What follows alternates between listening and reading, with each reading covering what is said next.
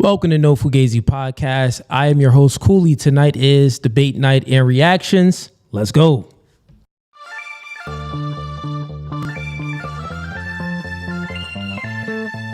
And y'all see the suit too, man. Listen, new studio, new podcast by the spirit, not by the letter. Bro, we can go verse for verse all day long.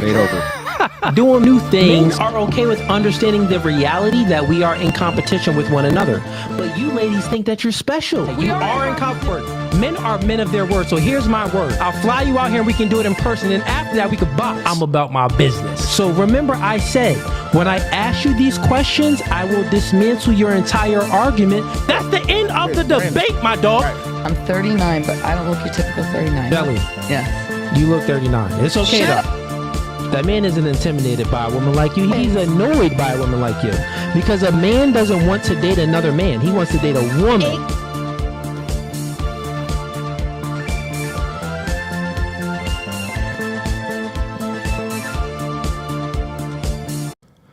All right, welcome back to No Fugazee Podcast. We are currently live on Facebook, YouTube, and TikTok right now. So if you are tuning in, go ahead and hit the like button. Don't be a ninja watcher. Let's get into normal scheduled programming. We got a few links in the YouTube description. The first link is going to be to join the stream. So tonight is open debate night. And also I'll be reacting to content that some of the members sent me. So how we do it here is in between me reviewing content and giving my reactions, I'll be bringing people on up to debate me about my views on dating and relationships, politics, religion, feminism, communism, all the isms. If you want to debate, come up on stream. We do also full panel debates as well. We'll bring if things are getting good, we'll bring a few people up on stream to debate one another as well. That's how debate night goes and reaction night goes. So react to content, but also bring people up on stream to debate. The next link in the YouTube description is going to be for the members. So if you like the podcast, you want to become a member, go ahead and click that second link in the YouTube description and you can become a member. We got 3 tiers. First tier is gang. Second tier is mob ties. And the first tier is gang. Second tier is hitman. And the third tier is mob ties. So if you join any of those tiers, you are locked in with us. You get special privileges and access and, a lot of other cool things. And also you get to moderate some of my debates as well. If you think that you'll be a good moderator, you can go ahead and, moderate a debate. The next link is going to be for one-on-one consultation. So if you need a one-on-one consultation in regards to male and female intersexual dynamics, dating and relationships, if you want to speak to me about media and marketing, stuff like that, go ahead and book a one-on-one consultation with me. That's going to be the third link in the YouTube description. The next link in the YouTube description is going to be for the clips channel. We are going to be posting more clips on there because we kind of stopped posting clips for a little bit, but subscribe to the clips channel because we are posting clips on there. We actually did hit 10,000 subscribers on the clips channel, and I'm trying to get that by the end of the year. I'm trying to get it to 50. What is it? September? I can get it to 50. If we go crazy and post a whole lot of clips, we can definitely get the clips channel to 50K. So that's the goal. It's a big goal, but I think we can do it.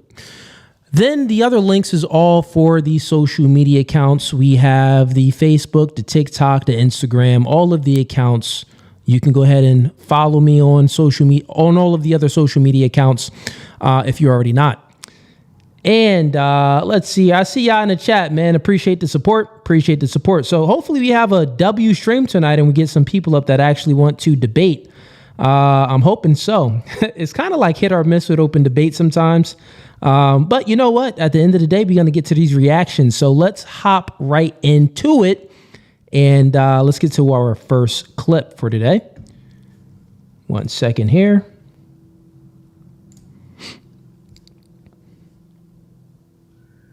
All right, let's see what this chick talking about. She looked crazy anyway, right off the bat, but let's see. When was the last time you had an encounter with the Lord? What do you mean encounter with the Lord? It's done. Okay. Is that a good thing? No. Are you going to break the heart? Yeah. Bruh. Yo, chicks disqualify people the quickest. She asked him a question. When was the last time you had an encounter with the Lord? He ain't even answer. He said, well, what do you mean by an encounter with the Lord? She said, it's done. Listen, bro, this is the point. Like, all men, if you understand anything, I want you to get to this point. If you are a single man in the dating market, you need to get to this point to disqualify chicks as fast as she disqualified this man. This should be your goal to get to this point. And how you get to this point is you got to work on yourself, man. Become the best version of yourself. Get in the gym, make some more money, become more competent, speak to more women. Stop being so antisocial when you go out. Talk to chicks, bro. Talk to people. And as you become a better individual, a better man, you'll get more options. And as you get more options, you won't tolerate females' inadequacies to the same degree that you do now. You will be very intolerant to the point where you ask a chick a question, if she stutters, like, what? Disqualified, chick. Peace be gone. I want y'all niggas to get to that point. Let's continue on. Yeah. Oh, okay, break it. Okay. Why are you breaking the heart? He hasn't had an encounter with the Lord. Like, that. He didn't even say he didn't have an encounter. He asked you, what do you mean by encounter? This chick is crazy. It's all a personal relationship with God. Like, you should have personal encounters with the Lord almost every single day. Well, that's why I asked. Okay, she says, you should have personal encounters with the Lord every single day. I don't even know what this chick is talking about. I know he's confused. Homie looked like he like 50 something years old. Let's see what's going on though. But in all of I getting understanding, I was trying to get an understanding because If you didn't understand the question, maybe? I don't know what you mean Like by God's presence, like his revelation, like just a touch, just God in your presence. I don't know. What yo, the chick wants God to touch you. Listen, if I'm not dating you unless God comes down from the heavens to earth and Jesus physically touches you. That's basically what she just said. Yo, this is crazy. Let's continue on. Talk to God when I wake up. I talk to him before I go to sleep. He's never, he saved my life. Him manifesting himself onto you. Again, I talk to God every day, but I just can't lie. God has never came and sat down. And women always use these terms, manifest, him manifesting himself onto you. What do you mean by that? Like, give me some more information. What do you mean by God manifesting himself onto you? Then you say him touching you. Like, women speak in code. It's just so indirect. Like, if it's one thing I need to know, females are just not direct at all, bro. And if you don't, this is the complete opposite of men right now. He's just asking her to be more direct with what she means. And she's not being direct. She's being more indirect. So she's saying, well, just like a physical touch, God manifesting himself onto you. What do you mean, chick? Like, explain more. Down in the living room with me and we watch TV together. We talk together every day when I wake up. Just being honest. Keep it real. No, that's real. I do actually get what you're saying. I talk to God every day, day and night. Because if it wasn't for God, I wouldn't be alive. That's why everybody said, how you doing today? I said, best day of my life. Tomorrow gonna be better. As long as I wake up, because today somebody did not wake up. But God woke up. Okay, and he's explaining himself. He's like, listen, I talk to God every day before I go, when I wake up and before I go to sleep, I talk to God. Me and God, we have a personal relationship. I'm always talking to God. When I meet people, I ask them, hey, how you doing? How's it? God bless you. All of these type of things. Like, chick, what more do you want? What more do you want, you crazy witch?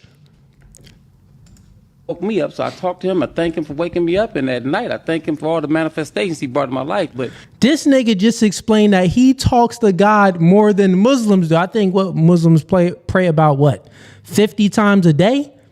I don't know, but during Ramadan or something, how many times they pray? Like 5 times a day or something? He just said that he talked to God more than 5 times a day, more than Muslims during Ramadan, and this chick still ain't grateful. again, me and Jesus, for instance, we have never went to play volleyball together. But God, God made me in His image, and I'm doing great. I thank God. I came out to California with 200. Hey, yo.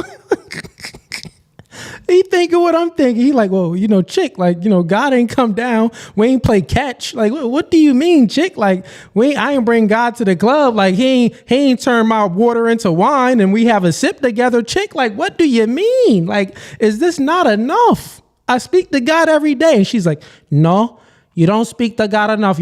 God doesn't manifest himself and touch you physically. I don't want you. I don't want you if he doesn't touch you physically.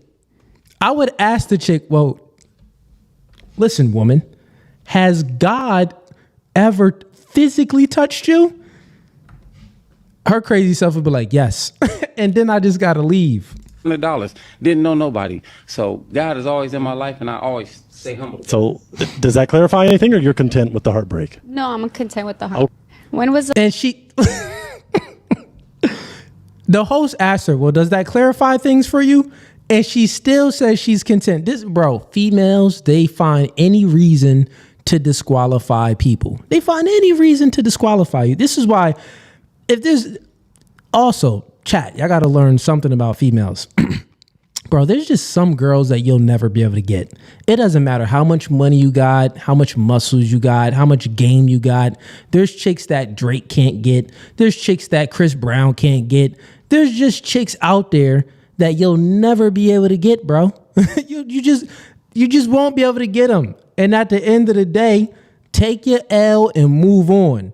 This is one of them chicks that you don't even have to worry about not getting her. She doesn't even get herself. She doesn't even understand herself to even understand someone else.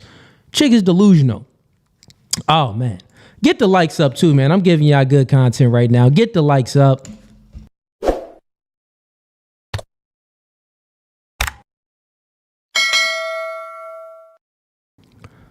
Let's get the likes up. All right, so we're live on Facebook and TikTok as well. Everyone that's tuning in on TikTok and Facebook, if you're on TikTok, come on over to YouTube because it's open panel debate night too. So you can come on up and debate me about anything you want to debate about. If you ever watched any of my clips and you have a point of contention with the things that I say, you can join the stream and you can debate me tonight. So come on over to YouTube. That's No Fugazee Podcast on YouTube, and click the first link in the YouTube description, or click the link that's pinned in the YouTube comments, and I'll bring you on up. All right. Currently, we ain't got nobody backstage right now, but, stream just started. Stream has just started, so let's move on to the next clip. This chick is crazy. All right, let's see what we got here. Listen, man.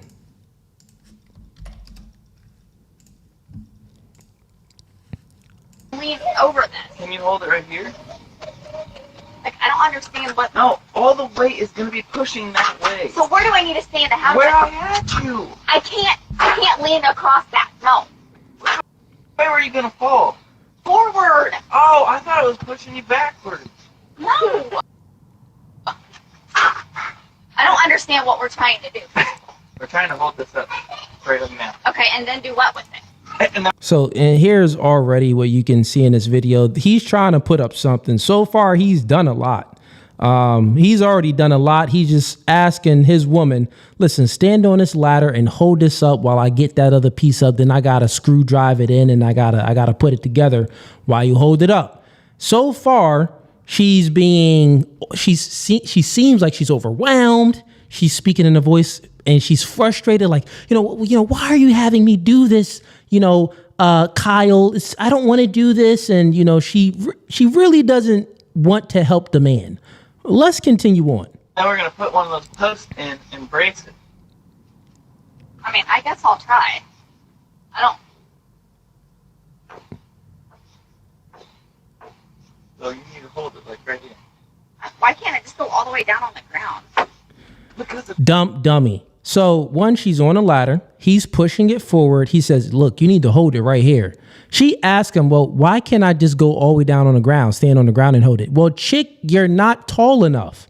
He's way taller than you, and he's basically on his tippy toes holding it up right now. This is why he needs you on the ladder.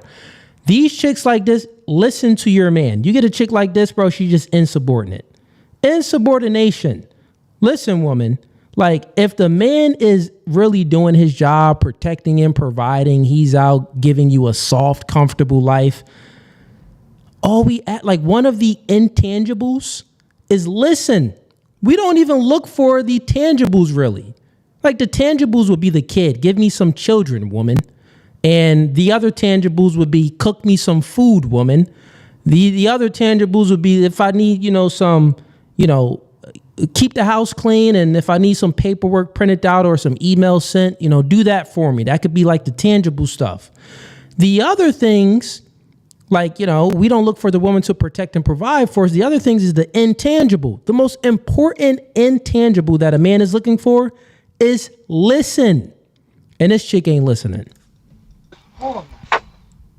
See what I'm saying? Yeah, I'm just not. I don't want to fall over this because I'm holding this. Is what I'm saying. Peyton, move. All right, I can't watch this no more. Whoever sent this to me, good clip, but this chick don't know how to listen. It's most likely this is gonna fall on her, gonna fall on a kid. Kid gonna get a concussion. She gonna get a concussion. Then she gonna blame it all on the man because she not listening. Let's get to the next clip.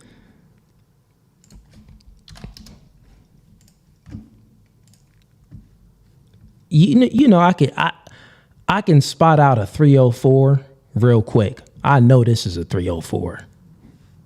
I just know. One time I got a train ran on me, and like the only reason I allowed No Fugazee. I called it. I never watched this clip before. These are just clips that the member sent us. Shorty started with, one time I had a train ran on me. 304. She's a full, complete whore. Full, complete. Let's continue. it to happen is like the second homie, when he came in, he was so respectful. He wasn't like pushy or weird with it like at all. But long story short, the third homie, I let him put it in the back door. I wish I was making these things up. And then like the fourth homie tried to come in. I was like, oh hell no. I tried going in the shower, and he tried following me in the shower, and he was like, please. And I was like, you don't want this. Like, I literally just took it in my, like, back door. Like, you don't want this at all. And he was being, like, a straight creep. But what was funny that he said is he was like, please. He's like, I've been following you on Instagram for years. They didn't deserve to hit. I do. I'm like, I'm not gonna hold you. These TikTok chicks do be funny. I don't think that the story is real. I think a lot of these women that get on TikTok and make these tell these stories about them being a whore, I think some of them are real. Some of them are just full, complete, godless beings, and, they don't have any shame in regards to their actions, so they're going to just tell it all.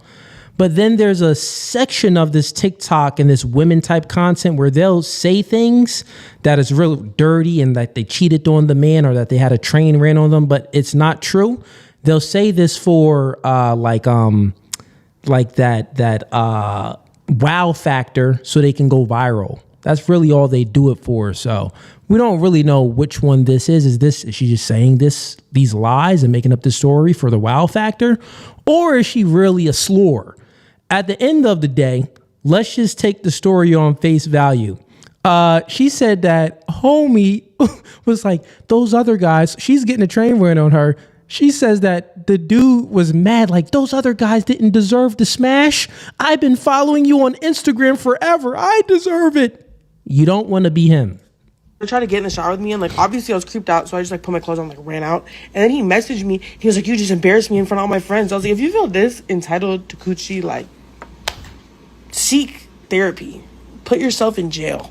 And that's the thing. She says, if you feel this entitled to vagina, to having sex with her, seek therapy, put yourself in jail. On the other side of it, she's the one that's just giving up her vagina and getting a train ran on her by 3 guys. It was potentially, I think, about to be a 4th guy, or 2 guys and potentially about to be a 3rd guy. And we would have to say that this is not her first rodeo if this story is true. So at the end of the day, it's like, how can you say that someone else needs to be in therapy or to be in jail, but you don't either? Doesn't even make any sense, bro. This is called whole logic. Pure whole logic. Godless beings. But kind kind of funny. Yeah, she's probably just a TikTok thought and make clips to try to go viral. Nothing special about them. Women do it all the time. The crazy thing is there's girls that I know of, like went to high school with. I know that the stories that they're telling is complete lies. I know their husband, and they'll make up a complete lie on TikTok about, oh yeah, I cheated on my man and I did this and X, Y, Z. And it's just like, I know you're lying. You're doing this to try to go viral, to try to get some clout. You got 4,000 subscribers. You're trying to get to, 100K subscribers. So you just want to tell these crazy stories.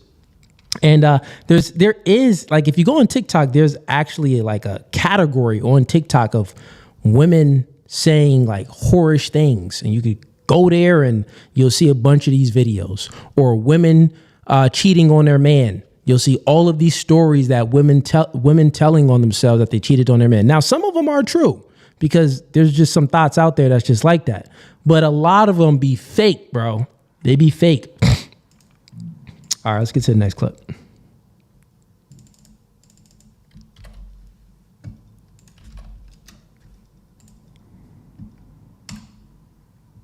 All right, we got Dean. Let's see what Dean is talking about here. Relevant biological distinction between men and women that makes men better at running a company from a position of being a CEO compared to that of a woman. Okay, so Dean talks real fast. What he just said there is, tell me a biological distinction that makes men better than women when running a company. Because we don't crack under pressure. Really? Did you know that women are biological? So then the guy says, because men, we don't crack under pressure. Now, Dean is about to say some stuff. He is a complete male feminist, and he's not smart at all. He has one way of thinking. He can never think. He has no way to like look at both sides of a story, or he has no understanding of the male's perspective and masculinity or anything. He's just, oh, well, whatever favors women, that's what I'm going to speak about. But let's hear what he says. Designed to deal with pressure or stress better than men. They have thicker dendrites in the context of their spine, giving them a greater ability to... Okay, so he says that women are better to handle complex situations and deal with stress better than men because they have thicker something in the brain, in the back of the spinal cortex that gives them the ability to handle stress better than men. Okay, well, let's just see what he's saying is true. Let's continue on. To deal with and manage their emotions, such as stress. They were given this through evolution to deal with childbirth. Okay, so then in his reasoning for it is because women was giving this in their spinal vertex vertebrae or whatever, was giving this so they can deal with stress when they're having a baby. And he also says that women are better at, essentially saying like managing their emotions. This is the words that he used. And the reason why I'm stopping it and pausing it to the chat, because this guy just speaks mad fast. I reacted to content like he said before. And honestly, for me to systematically break it down, we got to stop it, or he's just going to talk so much. You're going to be like, well, what this nigga even say? Forget this dork. Right. So, let's just debunk a few of these things. If this is true, Dean, well, let's just see if this maps onto reality. We know that women, their cycle is on every 28 days. So every 28 days they get their period, which means that their actual emotions and their ability to regulate their emotions changes throughout the month, and their ability to regulate their emotions, they would have to be very skilled so they can be aware that their emotions is changing so they can regulate it. We all know that any person in their right mind, we all know that the woman's emotions is changing because we can even see like, oh, you're about to get your period, right? You're a little too antsy. You're a little too naggy. You're annoyed at everything. Something's wrong. About to get the period, maybe right after the period, something like that. We know something is just off. Oh, you're super horny right now. What's going on? So we know that this isn't true. Women are slaves to their emotions. Wherever their emotions go, they go. And we know this just because of look at the divorce rates. Well, most women, when they file divorces, one of the reasons is for irreconcilable differences. I totally messed that word up. Irreconcilable differences. There we go. Irreconcilable differences. That's the word. But most of them put that reason down for the reason why they're divorcing the man, which means that, I just really don't like my man no more. I don't have those emotions for him like I used to have for him. That's all that means, right? So then we can look at many other things. If this is true, women get overwhelmed so much by so many things. We can even look at self-deletion rates. If this is true, why do women attempt self-deletion more than men? Men self-delete more than women just because men are better at it.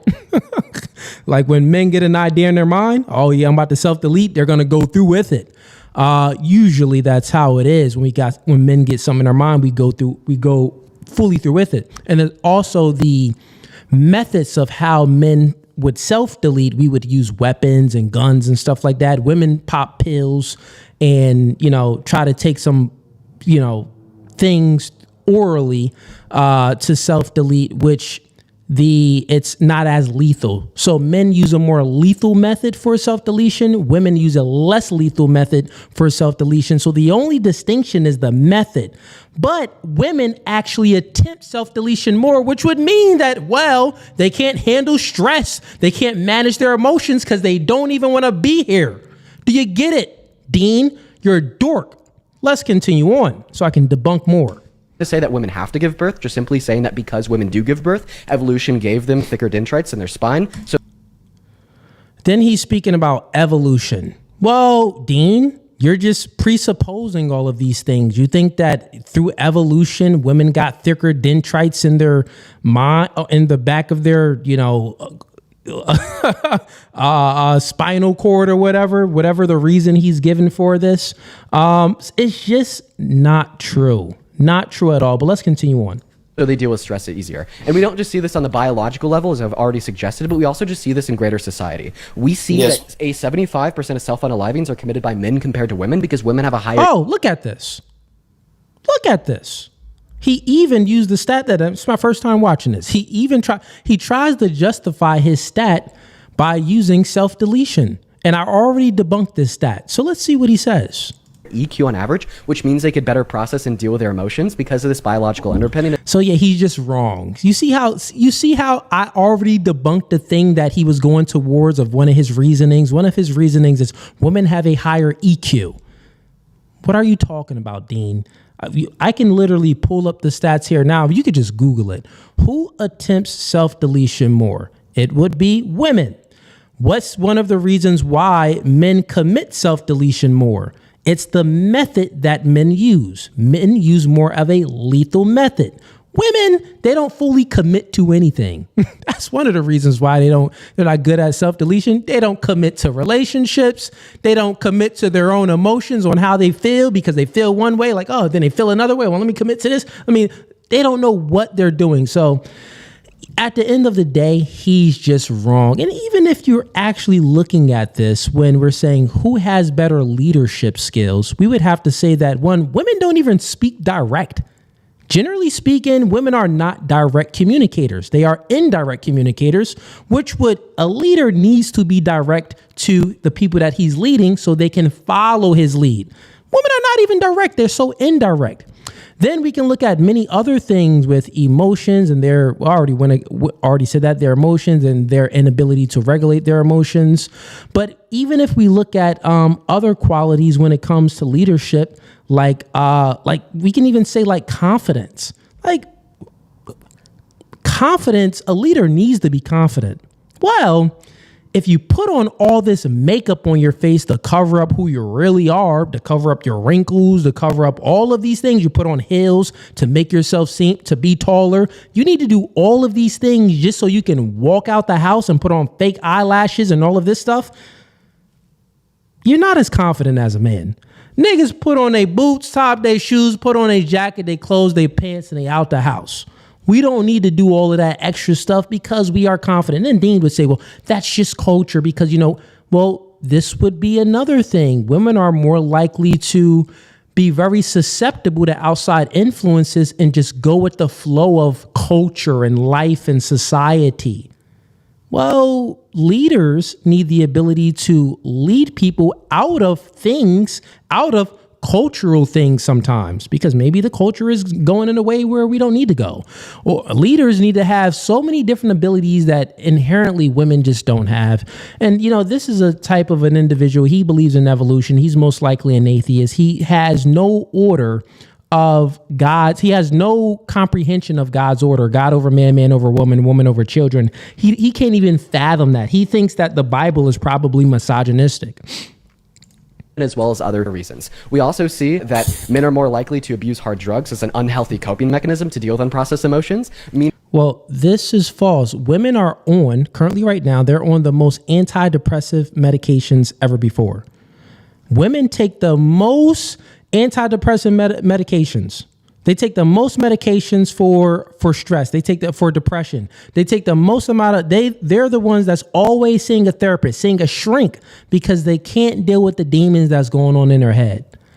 So he just doesn't know what he's speaking about, man. He's a mama's boy. So like when you get people that speak like this, they don't even understand the world. He goes to data points, but he uses it wrong. He tries to use biology, but he doesn't use it right. He says something about the cortex in the back of the spine. And since it's thicker, women have, I don't give a freak if it's thicker or thinner. Pause. But that guy, what we see is something totally different. And that's the thing when you get these nerds, they'll read something, but then you have to also go with your eyes and what you experience. Because you can read some nonsense sometimes. Like, well, what do I see in the real world? Do I see women actually have the ability to lead people and, self-regulate their emotions to the degree that men can? Do I really see these things when I look out in the world? No, I don't really see these things. So what I just read is nonsense. It's dumb. Meanwhile, women are more likely to go. And all of this is just indoctrination too, because things that you can read can just be indoctrination. It can be a feminist that wrote this thing or did this study or, found something, or wants to make this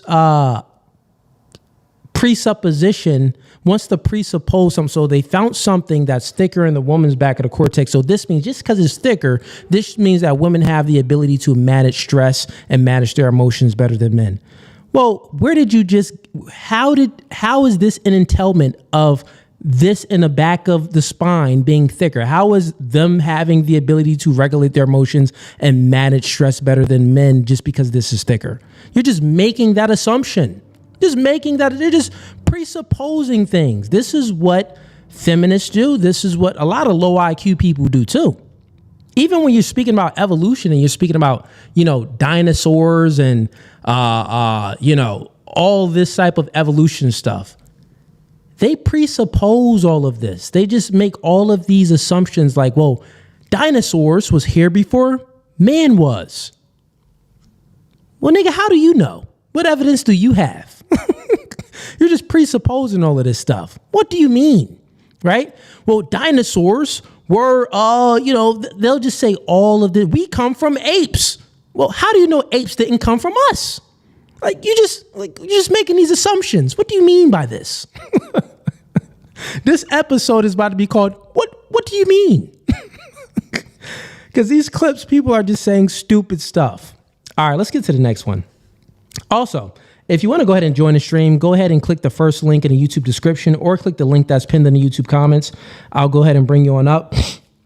Tonight is open debate night as well. So if you want to go ahead and debate me on, topics, that you disagree with me on, or you have a different opinion than mine, you can go ahead and click that link and I'll bring you on up, man. I will bring you on up. All right, let's get to the next clip.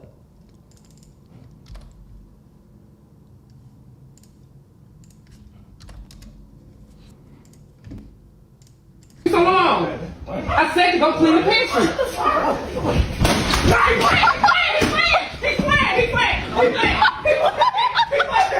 Naija,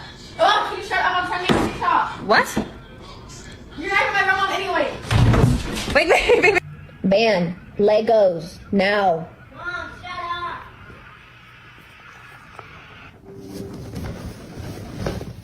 Hey, it was a prank. Go turn the sprinklers off for me, please, and switch it to the other one now.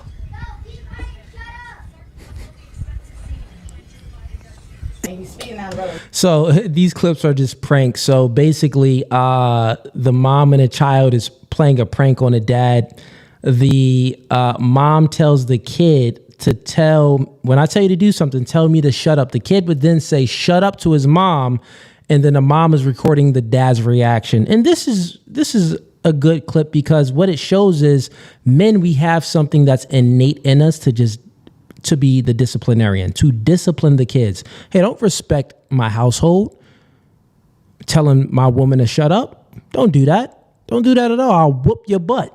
So, and the thing is, it wouldn't be the other way around when it comes to men having this innate response, this natural reaction to, oh, what? You disrespecting my woman? You disrespecting your mom? I'll pop you in your mouth, boy. So let's watch a little bit more. Okay, chill out, because I don't drive that car. Can you just shut up, please? Hold up. Hold. It's fine. Choked him up. Can you just shut up, please? Wait, hold on. Get over here, little nigga. I know I told Zoe to go take showers. Zoe, go. And this is funny because I even do my last dating and relationship episode that I had a few single moms on a panel. And one of the women on the panel tried to say, well, women are, I forgot how did she say it? We were having a discussion and she said something on the lines of, she would be the one that would be disciplining the kids, really not the man. And then I was like, well, men are like the natural disciplinarians when it comes to disciplining the kids. And she tried to give a response, but it was just stupid. And then I essentially said that, I asked her, I said, when you discipline your kids, like, do you like act out in an emotional way? She says no. And then I ask her another question and she's like, well, yeah, I do, like, they always talking. So I do get a little mad and I scream or whatever. And I tell them to stop. And I'm like, you see that? Like, men from a general standpoint, we're a little bit more different. We like micromanage when it comes to discipline. Like, if I tell you once, I'm not going to tell you again. You get what I'm saying? 5, 4, 3, 2, like we giving all of these countdowns, all of these warnings. And then when a kid acts up, we go ahead and discipline a kid, whether if that's popping a kid, putting a kid in a corner, whatever that is.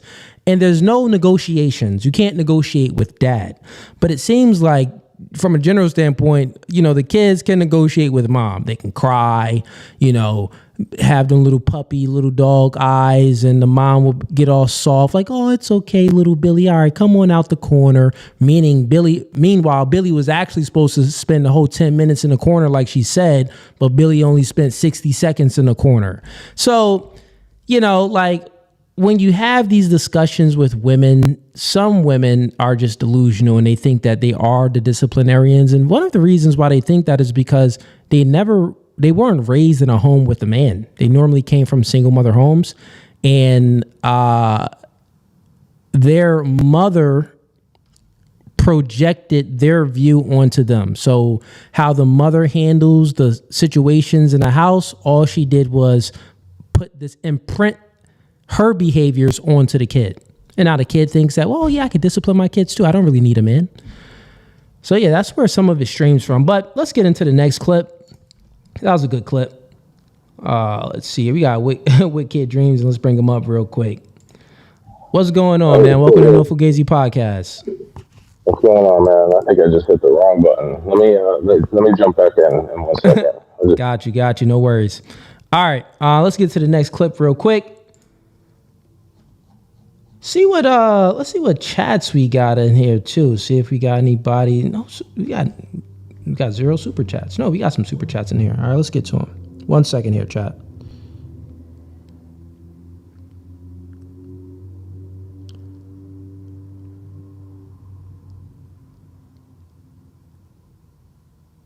All right.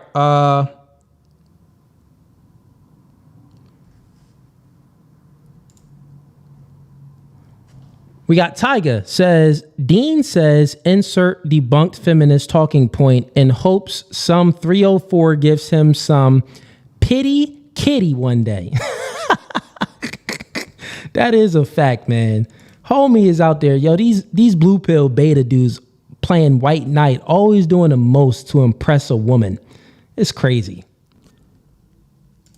We got Mike Young in here. He says, hey, Cooley, what did you think of the stabbing on the train in Charlotte by a homeless black man to a Ukrainian woman? I seen it. I couldn't find a video. I couldn't find the uncensored video, but I did, see that he killed the woman for no reason. My thoughts on it is, listen, man, that Ukrainian chick came out here to America thinking like, oh, I'm free. I just escaped a war-torn country that's currently in war, and I'm in America. I'm free. I'm modeling out here. And then she gets stabbed on a plane. It isn't anything good. It's something that I'm sure she wasn't expecting. But at the end of the day, bad things can happen no matter where you are. Bad things can happen. Senseless acts can happen no matter where you are. This is why you got to have some faith and believe in God, man, because the world is crazy.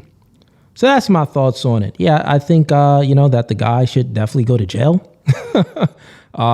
for life and never get out.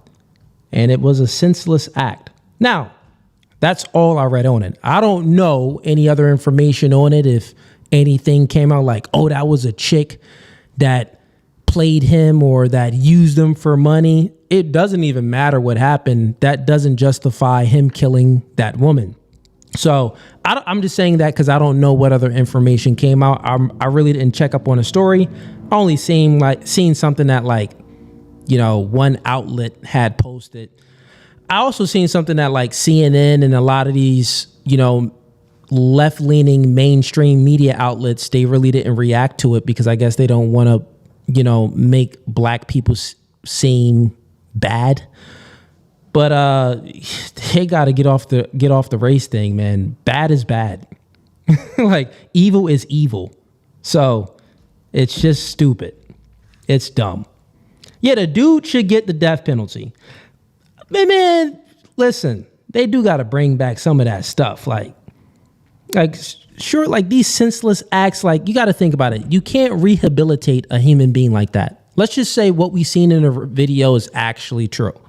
It's a senseless killing. He just, murdered the woman for no reason, just because we don't know. It's no just because. He just did it to do it. Can he rehabilitate? What is jail going to do for him? You're just keeping him in prison for what?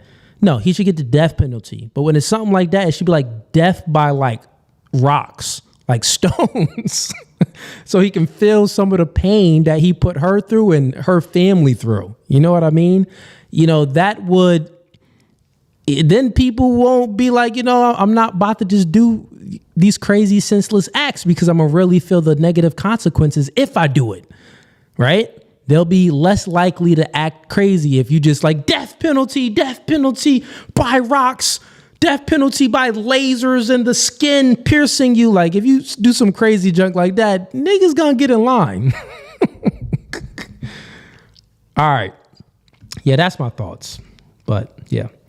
Okay, Wicked Dreams came backstage. I'm not sure what you want to speak about, but let's see. What's going on, man? What's going on, Coley? No, Not so much. you were just saying before, when we go back to when you were talking about the last girl show. Yeah. So pretty much what you were saying to her, because it popped into my head because it stuck pretty good, is first we were talking about boyfriends or stepdads playing the role as a father, but them not allowing the man to actually play that role. Yeah.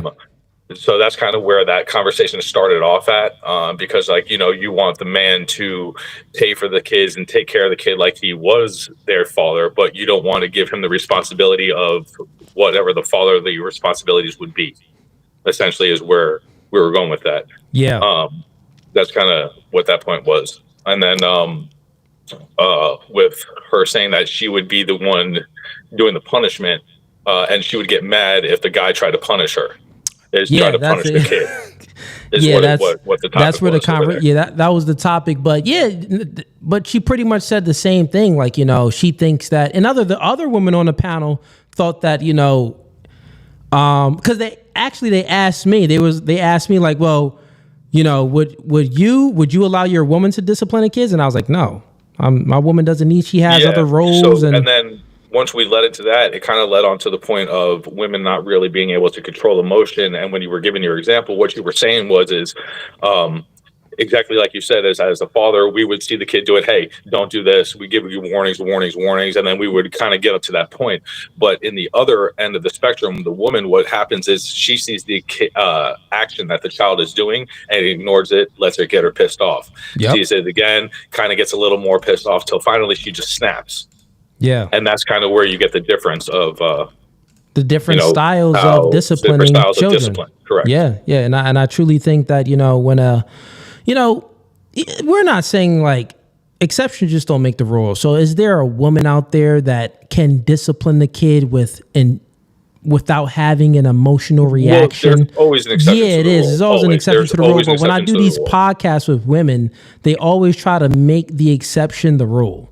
Like, they don't understand it. The problem is most of them and I actually figured this out earlier today while I was at work having a conversation, and I was just mentioning something, and one of the girls I work with, she said, but I don't do that. I was like, was I talking to you? Was I saying you specifically? She's like, I just want it to be known. I was like, well, listen, the only reason you took offense to that is because somewhere inside of you, you feel like you do that and you took it personal. That's why you had to say something. Yeah. Because otherwise you wouldn't have said anything.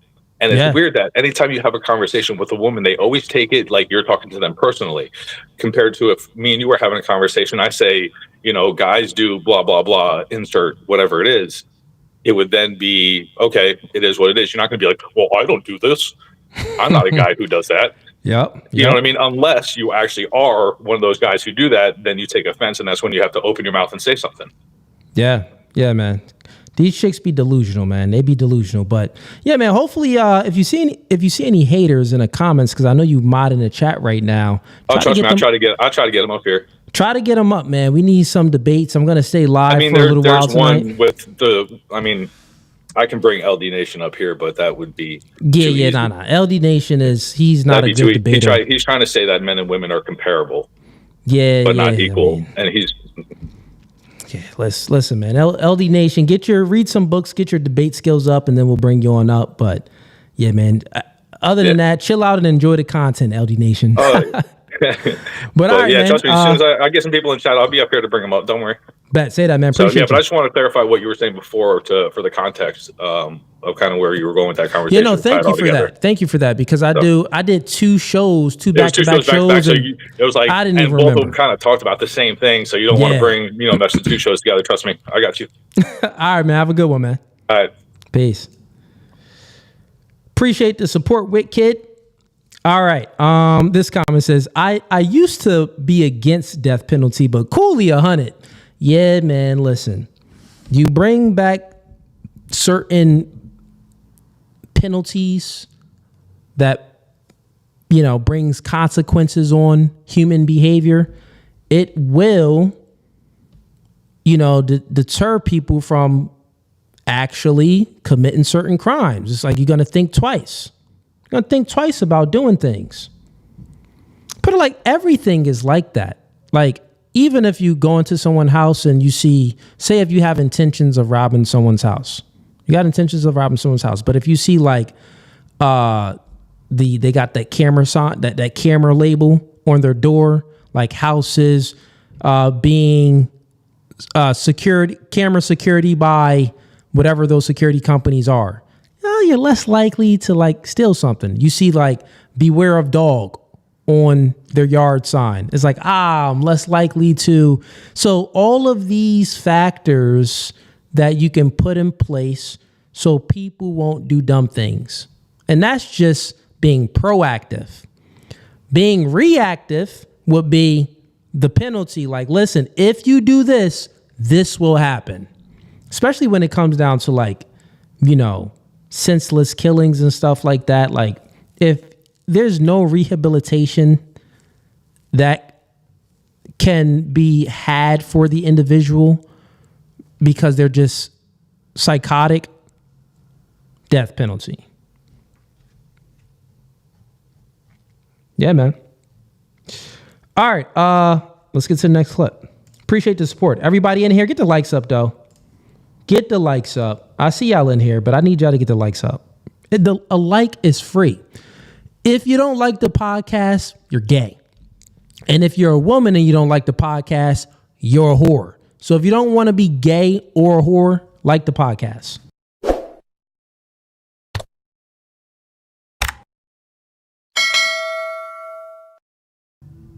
Now, all the chicks that is watching, probably only like 5 chicks in here. If you didn't like the show, you are. You a 304. Niggas done ran the train on it. And if you a dude, we knew you was at that Diddy party, pouring that baby oil on you. We knew you was there. We seen your file in a Diddy case. All right, next clip.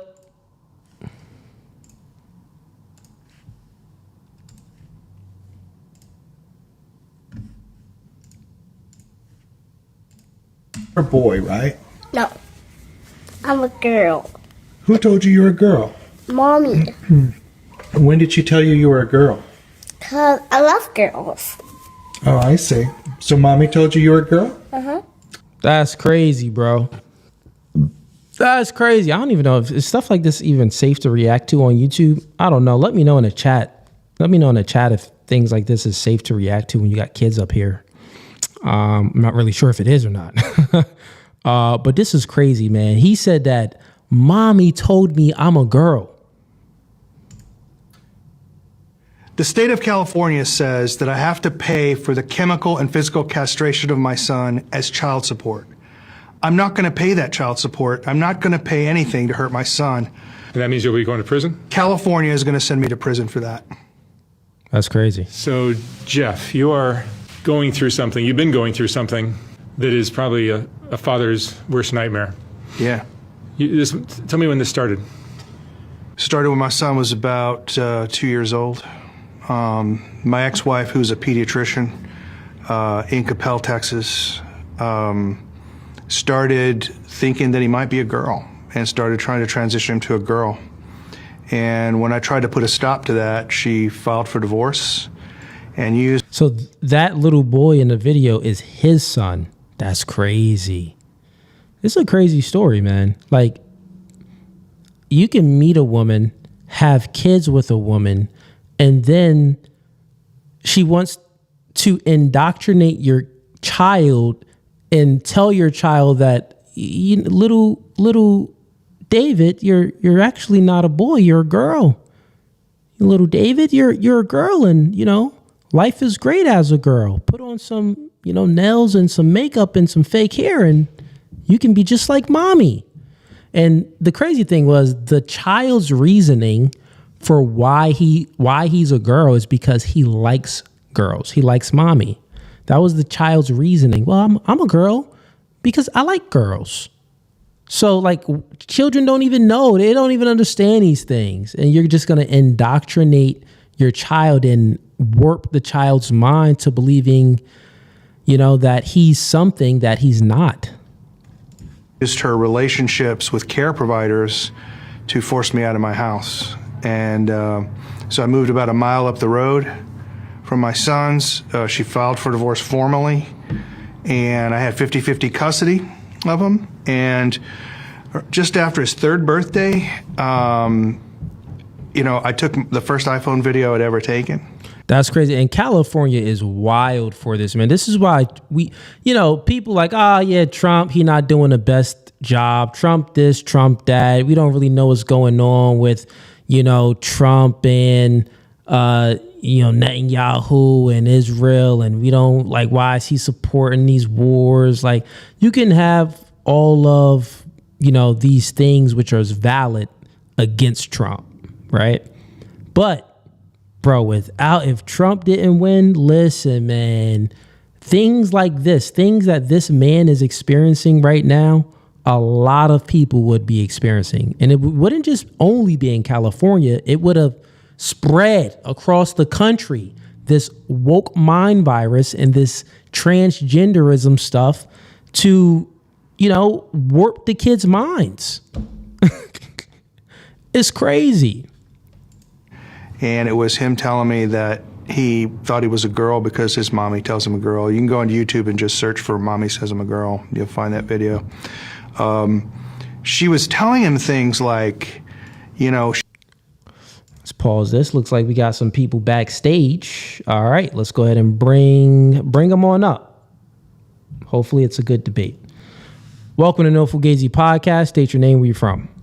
Carrie, man, I'm from California. First of all, I'd like to say I love your channel, man. It's great.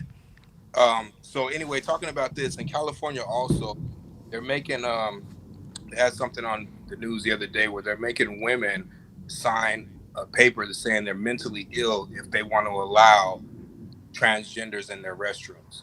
So they're mentally ill if they do not allow transgenders in a restroom. Correct. And we all know that follows you. So if you want to get in the military, college, things like that, right? So the woman's mental, not the transgender, right? That's crazy. Did they pass that, or were they trying to pass it? Pass that. They're trying to pass that, but it hasn't been passed yet. And going on to what this guy's talking about with these kids, a lady said the other day, what's wrong with the society today is women are raping other women because it's not fathers in the home. You know what I'm saying? So you have all these women when they're raising kids, just like this little boy, right? He loves mommy so much. Yeah. I got an experience. I got a nephew the same way, around his mommy all the time, ended up being gay. You know what I'm saying? So it's just like crazy how things are going. I don't understand how these people got so much power now. And it's like, we don't see lesbians trying to get into the NBA. We only see sissies trying to get into women's sports. There's a reason for that. Yeah, man. Yeah. Right. That is crazy. That is true. We don't see lesbians trying to get into men's sports. We only see these sissy men trying to get into women's sports and to take over. And these are the people that are pro women, women's rights, but no, not really. They're actually trying to limit women's rights by allowing men into their sports, or men into their restrooms, or men into their locker rooms and stuff like that. So it's complete nonsense, man. But listen, since tonight is debate night, I do appreciate your commentary on this video. Did you have anything else for me?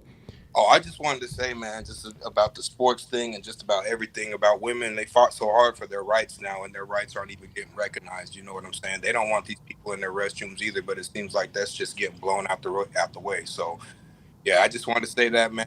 Sorry it wasn't a debate. I was actually just agreeing with you. I like your channel, man. So I just want to get on there and say a few things. Appreciate the love, man, and the support. Have a blessed one. Thank you. All right. Let's get back to that video. I think I've seen enough. It's just videos like that. It's like I can piss somebody off, man. Like, you want to hem up the government, freaking Gavin Newsom and freaking people from California. You just want to hem them up, and this, the man, the father, it's crazy that he has to go through that with his child. One, if I was the president, or if I had any type of, freak that president, that woman would be in prison. Bro, lock them all up. You want to transition? You go into a psych ward. You need mental help. Oh, if you transition and a doctor did it, the doctor, lock them up. And a person that transitioned, you get locked up too. Because it's illegal. I'll make all of it illegal, right? Then, in regards to, you got some governor or, some, people trying to pass some laws in a state to have it where if you say that you do not want a transgender in your restroom, then you get a penalty or a fine, or you get locked up. I'll actually lock the person up that said it. Oh, you thought something this stupid? Locked up. And actually, there's no rehabilitating certain people. Death penalty. People like, oh man, Cooley, you wildin', man. You finna get canceled. Nah, listen, man. Listen. If you have a governor of a state saying things like, well, I think men should play in women's sports. I think, men should be in women's restrooms. I think that if you don't allow men that transition into a woman, that's a fake woman, I think if you don't allow them into your restroom, then you should get some type of fine or something like that. Those people that have that mindset, there's no rehabilitation for them, bro. They're already far gone. Think about it. These are grown men and women that believe in transgenderism, that believe this stuff and accept it and think that it's okay and it's morally right for this type of behavior and for society to conform and to change to cater to these people that have a mental illness. If these people that are in position of power think this way, death penalty. There's no rehabilitation. The nigga's 40, 50, 60 years old. You think this way? Going with you. Going with you. What's the point of rehabilitation? What are we gonna send them to jail and put them in? Now for the transgender people, no death penalty for them. That's not what I'm saying. For the transgender people, no, they need mental help. They need to be, they need some medical attention. They need to go through some things to try to fix their mental, right? They need rehabilitation. But the people that don't, you know what I'm saying? The people in position of power that's trying to push these agendas, listen, man. I'm president. Nah, we getting rid of them. It may even come to a civil war because we are in an ideological war. We're in a moral war. Like people that have different, ideologies, it's like we've been at opposing views for so long with the right and the left, the liberals, the conservatives, the radical left, far right. Like we have our views are so far apart.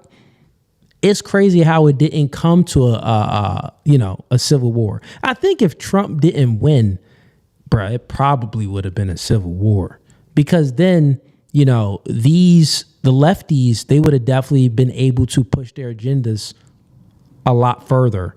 And then every people in their right mind, in their sane mind, niggas would have been fed up like, where's the strap? Hey, hey, Laura, hand me the shotgun. We're going down there and we about to set some things straight. It would have been wild. All right, let's get to the next clip.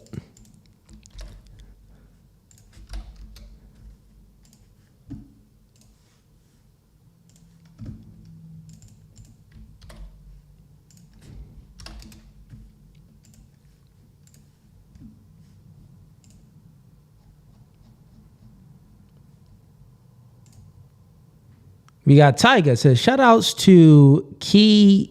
I don't even know how to pronounce his name. Khalif. I don't know how to pronounce his name, but keep up the good fight in California, bro. Yeah, man. Keep up the good fight, man. Keep up the good fight, bro. I know he said his name, but I'm not good with names anyway. I'm not good even with pronouncing certain names anyway. So that's one of my flaws here. We got to keep it no Fugazee, though. Got to keep it no Fugazee.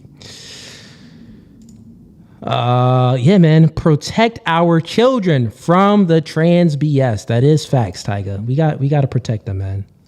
Vote for Cooley. Listen, man. Vote yes. Vote for Cooley. I would never be president. I would never be in that position of power, man. They don't want me because you got to think of it. They don't even want a real black person. I'm still a real nigga. You know what I mean? Like, I'm still a real nigga though. Like, I'm not one of these Obama type dudes that's like, think about it, I don't even talk proper at all. I mispronounce many words, which I'm trying to get better at. But I'm a real nigga. I still got real nigga mentality. So yeah, they don't want me in there. They don't want me in that position. Listen, a lot of people just gonna have chains on them. Walk chains. Forget remember mask? No, it's gonna be chains. All the GBs. Chains. All the GBs, all the godless beings in chains.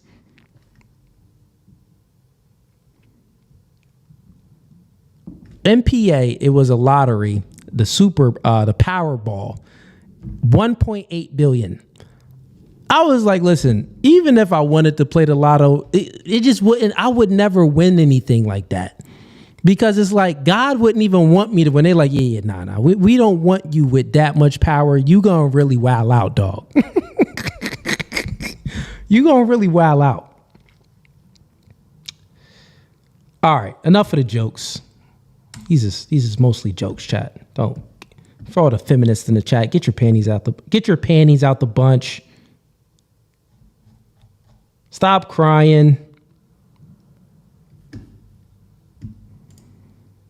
Yeah, Big Bang Theory is a secular idea.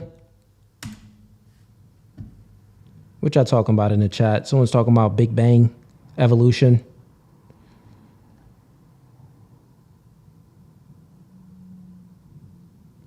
All right. Where's this next clip at? Here we go. See what we got. Get the likes up too. Why is my mouse moving slow? I think I need a new battery for my mouse. Definitely need a new battery. Yup. It's about to die. All right, here we go. What about you right here on the end? Hey. I'm a stay-at-home mom right now. Okay, that's what's up. You're not at home right now? No. You said fuck them kids today. Okay, all right. Okay, so who got the kids? Me and my partner Jazz have a kid. You and your partner Jazz? Yes. Okay, where's Jazz at? She's at work. Okay, all right. Who the fuck got the kids?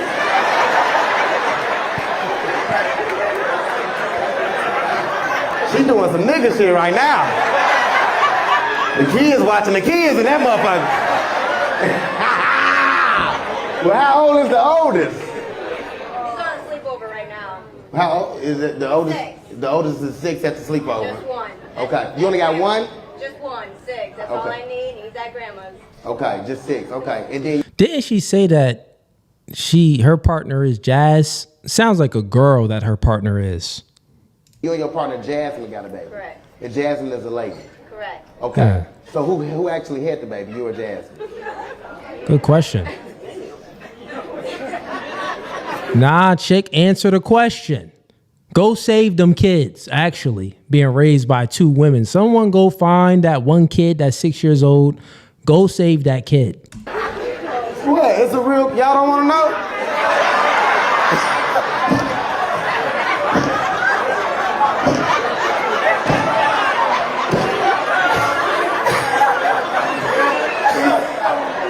Y'all don't want to know? I don't know if any of y'all ever went to a comedy show, but I go to comedy shows as often as I can. And it's good. It's a good time, man.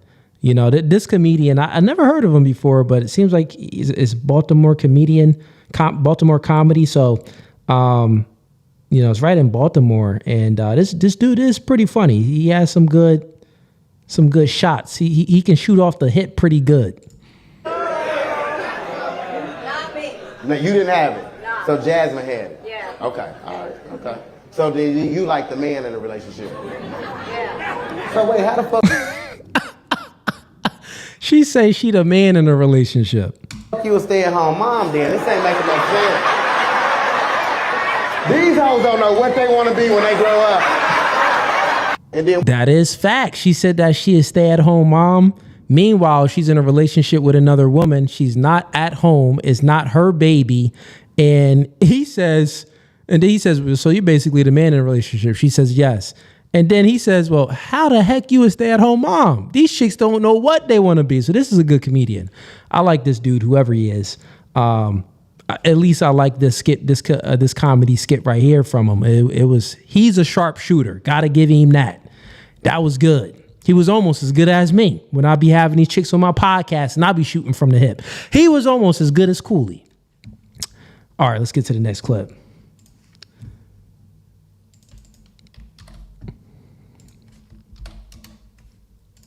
All right. So hopefully we don't get flagged, but we're going to go ahead and react to the Jubilee video that they put out with Patrick Bet-David, and it was 1 capitalist versus 20 communists. I didn't watch the whole thing. I watched some of it. It was pretty good. I was supposed to post a debate this one woman, Vina, who he's debating now, but she backed out. She was scared. She didn't want to do it. And we'll get into that why she didn't want to do it. But I mean, you guys know. She knew that she was going to get her entire worldview turned upside down and ripped apart. But let's go ahead and watch this clip and let's get into it. I'm going to, for this one, just to let you guys know, since we are reacting to a Jubilee clip, I'm going to pause it a lot. Now, the clip isn't long. I think it's only like a minute long, but I'm going to pause it a lot. I'm going to break it down, but I have to pause it a lot or I'll get flagged. Like, I'll literally be flagged. So let's go ahead and get into it. Somebody convinced you of that. Somebody convinced you that that is the way that psychology and studies convinced me of this fact about the human mind. Unfortunately, to your claim, results show that the great economical that system intrinsic is motivation predicts more capitalism creativity that allows and more people to go profit above and than beyond. Okay. She says that results show that intrinsic motivation predicts more creativity and more profit. So once again, I'll just, give you guys a background of what they're arguing. Her argument is she's coming from a psychology perspective, and she's saying that, well, psychologists agree that people would still be people would have this intrinsic motivation to get the job done. So we don't really need capitalism. Communism, where if anyone doesn't know what communism is basically like, bro, it's not America. You got no control over your dreams. The amount of money you make is fixed. The jobs that you can go in everything is fixed. You get a fixed rate, fixed money, everything is just fixed. If you have these ambitions or these goals, it really won't be met. It's basically all fixed. No more, you can't dream in a communist country. You can't make your dreams come true. It's nothing like America. It's the opposite of free market capitalism. Now, she's debating from a communist perspective, saying that, well, like, it's not true that, people still won't, be motivated to work these jobs because they're at a fixed rate, meaning that they really can't do anything to make more money. Everything is just fixed because it's intrinsic motivation. Now, if you don't know what intrinsic motivation essentially just means it's the act of doing an activity for its own sake, driven by internal factors like interests, enjoyment, curiosity, and you get satisfaction from challenges and stuff like that. It's all intrinsic, right? And it's just stupid. Basically, it's a passion. This is what she's arguing. She's arguing, because that's what it boils down to, is just a passion. She's arguing, well, the economy would still grow because people would follow their passions. They would get into the jobs that they're passionate about, and they would be able to make money, and they would feel a lot of enjoyment out of that, and they would be satisfied, and they would follow these things that they have interest in. And the economy would still be booming, and people would still get their dreams met because of this intrinsic motivation. This is just a dumb girl that doesn't understand basic economics. Basic economics doesn't go like that. We all know that when it comes to only a small minority of exceptional people make their passions come true. A small minority of exceptional people have this passion, like Michael Jordan. I'm going to be in the NBA. That wasn't even his true passion. His true passion was baseball first. He happened to stumble in the NBA. And then after the NBA, he was already a superstar. Then he was like, well, I can go ahead and play baseball. And the MLB just allowed him in because he was already a superstar in the NBA. This is how Michael Jordan was able to do one of his passions of baseball. So, and that's an exception of an exceptional person. You get it? It's a 0.1% of people actually make their passions. 0.1% of people actually make money out of their passions. Most human beings that want to become rich or wealthy or just financially well off or to make some type of, headway within the market, they don't operate that way. Most people, they have to find a void in the market and provide a service to that void. So how most people make their money, you do it by, well, let me be in service to people. Let me find out what people need, and then let me create something and then provide a service. In communism, you don't have the ability to do nothing that. Creating, nigga. What? You're not creating anything. What are you creating? No. You're not doing any of that. And if it is, in her worldview of communism, it will be a cap. It will be capped off. So she's just dumb. She doesn't understand the real world and how real things work. Let's continue on. And PBD did obliterate her, but I wish PBD would have got into what she was saying. Because PBD isn't a debater. So he responded with some things that I'm going to play, but he didn't respond to what she was saying. Like, if you are a true debater, you active listen, you're hearing what they say, and you refute. You go to the core and you refute everything that she says. Because if she would have came on here and was talking about intrinsic motivations, oh, you're speaking about passions. And I would have asked her, do you think that most people actually have their passions come true? She would have been like, well, no, most people are working a freaking 9 to 5 in this capitalist country where it's so many opportunity. They have the ability to do whatever they want, but most human beings are just lazy. Even when they have a passion, they don't make their passions come true because they're freaking lazy. They don't want to get the job done. They don't want to work to the degree that they have to work to so their passions can come true. And even if you work to that degree that you have to work to, it's a freaking passion. It's not like you're finding a void in a market and you're filling that void. Your passion could be something where there's no voids in the market, like freaking, let's say, the freaking music industry, right? Hip hop, R&B, pop. The music industry is so oversaturated. That's many people's passion. I see so many niggas in my neighborhood still doing music. I'm like, bro, put the mic down, put the beat pad down.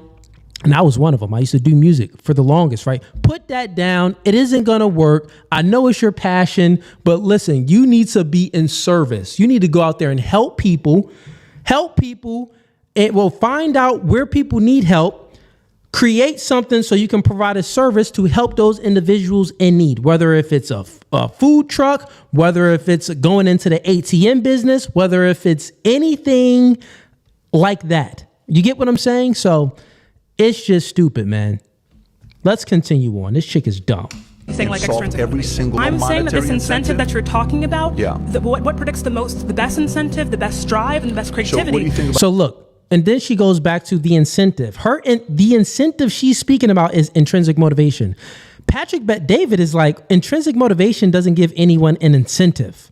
An incentive is, well, in the open market capitalist country, the incentive is if you work hard, you put in the work, you find a void within the market and you supply that void, then guess what? The probability increases of you making money.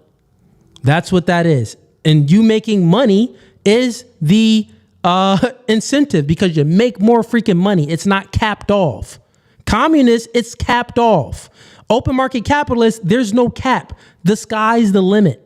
Now, obviously, people don't make it to the sky's the limit, but we do see people that make it to the sky's to that limit, like Elon Musk, like Mark Zuckerberg, like even Patrick Bet-David. Homie is worth what? At least $400 million.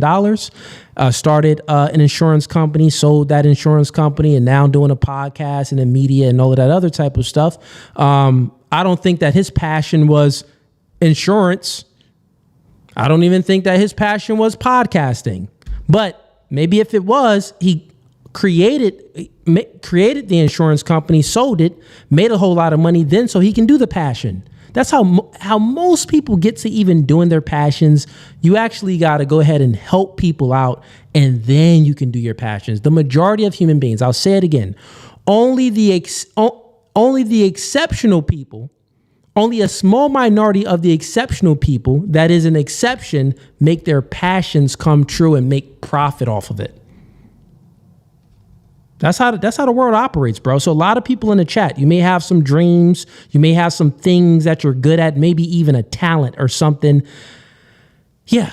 At the end of the day, bro, if there's no market for what you're trying to do, even when creating content, if there's not a market for the content that you're creating, bro, you can't make $0 on YouTube. You're going to get hardly any views if there's no market. If there's not people that want to watch that, you're not making any money, bro. This is what it is. Has been proven by What do you think psychology. about Elon Musk? Can we respond to my claim? This is about incentive. All right, awesome. So And he's asking her, like, what do you think about Elon Musk? She didn't answer that question at all. you're arguing that incentive is intrinsic and tied to extrinsic motivation. What we find is that the best incentive comes from intrinsic motivation. This is a lie. The best incentive. Well, what do you mean? Like this podcast today, episode got to be called, well, what do you mean? What do you mean by intrinsic motivation is the best incentive? An incentive would be, well, if I do this, I get this out of it. She's saying that, well, intrinsic motivation, people intrinsically want to, have an interest into things and be curious about certain things and challenge themselves and find these external rewards and stuff like this. So this is that incentive. I've never seen a broke nigga be passionate about doing music, be passionate about, having a lemonade stand, be passionate about all of these things that they're doing, but receive no money and be like, oh, let me keep doing it even though I'm receiving $0.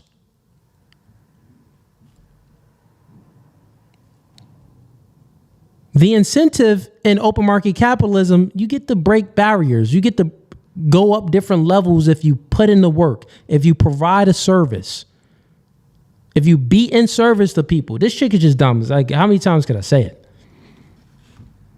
This is the type of person, though, like if you're in an open debate, if you're in a debate with her, you have to like ask her questions. First, you have to get inside her worldview. So grant her worldview and then break it down systematically by asking her questions within her worldview. So if it's intrinsic, that people having intrinsic motivation, basically passion, people being passionate about the things that they're doing is the incentive. It doesn't even make sense. So the incentive is you're passionate about the things that you're doing. Okay, well, let's say that people are passionate about the things that they're doing, but they make no money. People are passionate about having a lemonade. I really want to have a lemonade stand and sell juice. They're passionate. But what's their incentive? $0? Their incentive is that they get to do it? It's just dumb. Like, what do you mean? Explain. Person that's passionate about solving an issue is going to build something bigger than somebody else that's not. Exactly. So think about that. even PBD, like, wait, a person that's passionate about something is going to build something bigger than a person that's not. Wait, what? What? The person that's not passionate about it, if they find a void in the market and fill that void with a service, they're going to grow much bigger than a person that's just going off of passions. That's what I would tell her. Freak a passion. Real men, listen, this is feminist womenese talk. Real men, when you become a real man, you forget about your passions.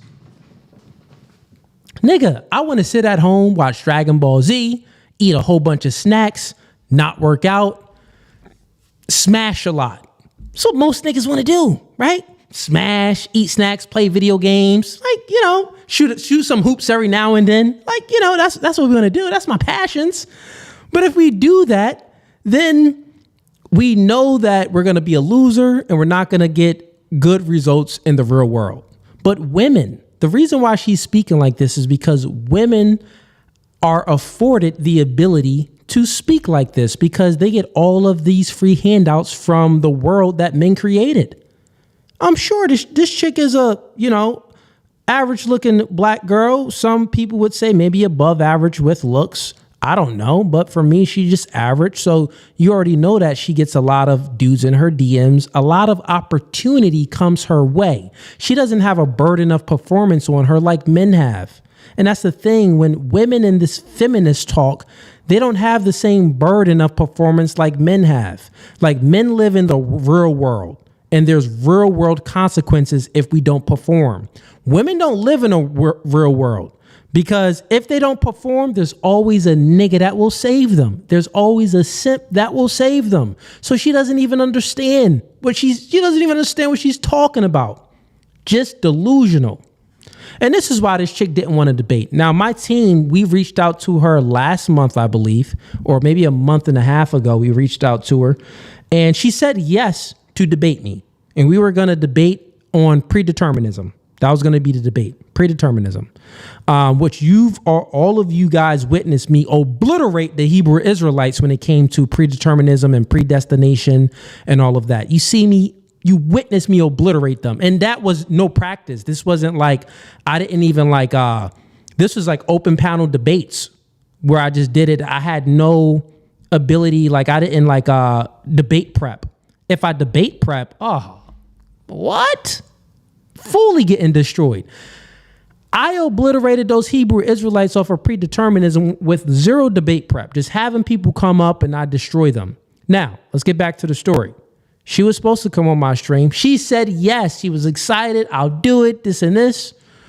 Then, a few days before we were supposed to do the show, she hits us up and says, unfortunately, I can't do it. I don't see any incentive for me to do it. That's basically what she said.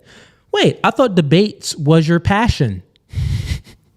I could literally show you guys the screenshots. I don't see an incentive for me to do it. Well, I thought debates was your passion. From what you just said here, you follow your passions. People follow their passions. Well, it seems that since there's no really incentive, like money, she wanted money from us and we wouldn't pay her. You're not going to get any money out of this. So you don't really have an incentive to debate me. Now she's really not going to debate me because you know that I'll just destroy her entire worldview. But this is facts, chat. The reason why she turned down the debate because there wasn't an incentive. In her words, she said that there isn't an incentive because she asked for money. Well, is there going to be any pay? Stuff like this. No, we're not paying you, chick. Oh, there's no incentive. I don't want to do it anymore. But then she goes on Jubilee again, debates Patrick Bet David.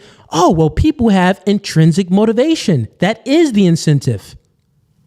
Well, chick, where's your intrinsic motivation? Bro, these feminists lie to themselves because they live in a delusion. If you can believe, this is the thing, bro. If you can believe that a man can be a woman and a woman can be a man, everything else in your worldview is easily destroyed if someone has an IQ over 100. Because you're just dumb, right? Just dumb. All right, enough of that clip. I think I obliterated her. Hopefully Jubilee doesn't flag me because they're always flagging people for reacting to their content.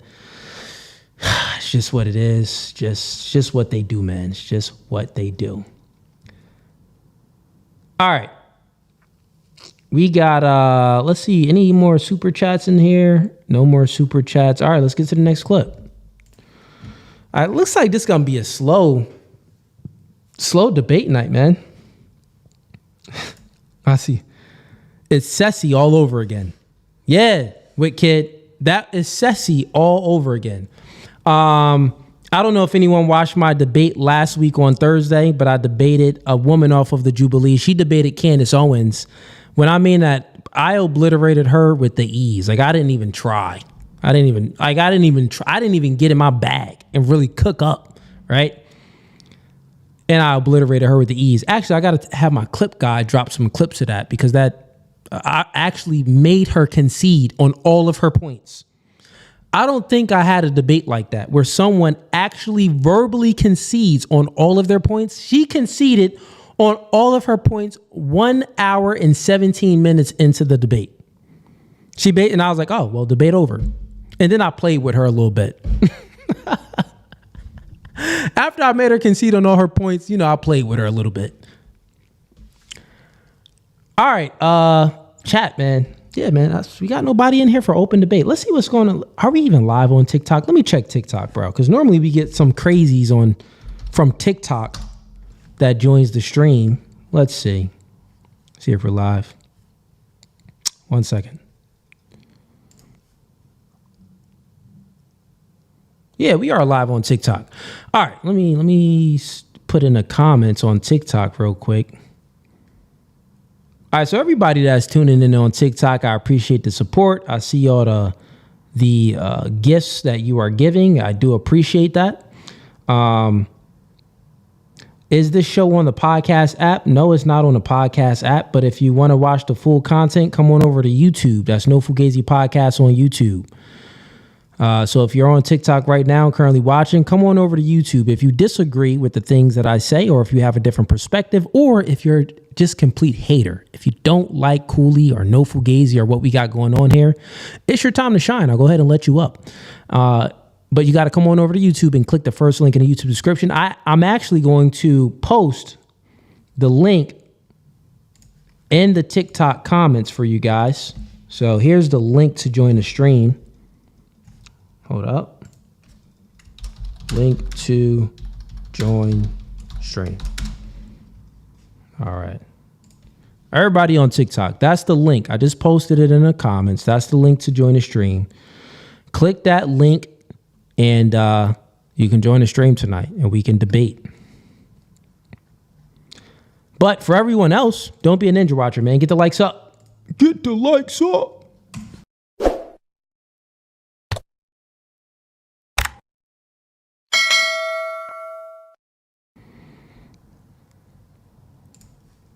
All right, let me see what else going on TikTok. Sorry, YouTube, I'm on the TikTok chat right now. I'm trying to get some of these crazies to come on up to join the stream on YouTube. So hold up.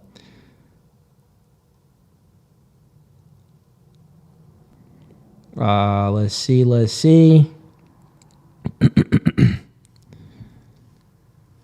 we on Facebook as well. Everybody on Facebook, we be having a lot of people watching. And views be going up crazy on Facebook, but they never really come on over to YouTube. That's the thing, man. When you're trying to grow it's so hard to grow your YouTube platform. It's very hard. So shout outs to anyone that's out there, has a YouTube channel, trying to grow it, trying to get your live viewers up, all of that. Listen, man, I'm a very entertaining person, funny and all of that, but transitioning people into live viewers, with this type of content, I'm not going to hold you, it's oversaturated. So the market for this is not even oversaturated, but people already tried it and failed. And people like Fresh and Fit, they already got their fan base. They riding with them. They don't care about nobody other podcasts as having a dating or relationship show. Then I got into the debate sphere kind of late. So, but even with debates, it's like, hard to, unless you're AW, Andrew Wilson out there obliterating people all the time, you building your channel up. I think he had his channel for a lot longer than I had my channel, but he grew it up and you build up this cult following. If you can build up a cult following, that's how you build up your live viewers. And the way you build up a cult following is a lot of people have to feel the things that you're saying and you have to be like the first one to change their perspective, right? And with this type of content, and I've done that a lot. I've grown my podcast on many channels, but one, I wasn't the first one to do the dating and relationship show full panel using, having red pill talking points. I wasn't the first. It was many other channels before mine. I was probably one of the last ones to get into it, but to actually make something out of it. To make money out of it. So they already got into their positions and the consumers already went into their areas of content creation that they like Fresh and Fit, and shout outs to them. Whoever it else may be in the full panel dating and relationship shows. And same goes with the debates as well. But don't worry, chat. You see the live viewers, and the live viewers will grow over time. And actually, it all depends on, too, when I go live, because when I did my debate, I had 700 people on a live stream. And then it's been other times throughout, I've been doing this for 2.5 years. So it's been other times throughout the 2.5 years where I've reached up to 2,000 people live streaming, stuff like that. So stuff like that tends to happen depending on daytime and what crazy stuff is going on with your channel. It can definitely go up. Where we at? Oh, I see you backstage with Kid Dreams. I see your chat too. Yeah, I'll bring you on up in a second. Once we get some people backstage, man, I got you. I'm still commenting in TikTok, trying to get them on up. Everybody on TikTok, man, come on over. It's No Fugazee Podcast. Swing on over. Everybody on Facebook, swing on over to YouTube. That's No Fugazee Podcast on YouTube. Swing on over. I know we got haters. I know there are some haters in there. Haters, where art thou? Come on out. All right. You know what? Let's get back to reactions for right now then. Let's see if we can react to some more content. And as I say some wild stuff, people come up. That's normally how it happens though too. I'll be reacting to some people be crying like, Cooley, I don't like your perspective on that. And then they'll come and join the stream. So let me see. Hold up, chat. I got y'all. What we got here? What's this?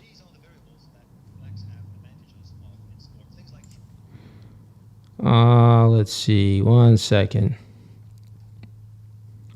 Going to my email to see what the members sent me.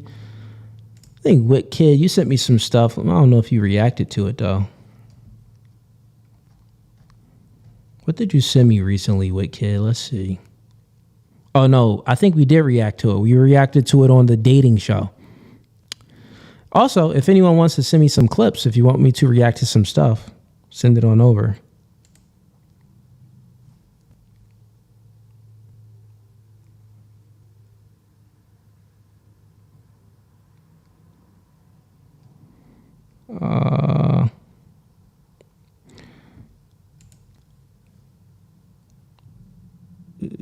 What? Nah.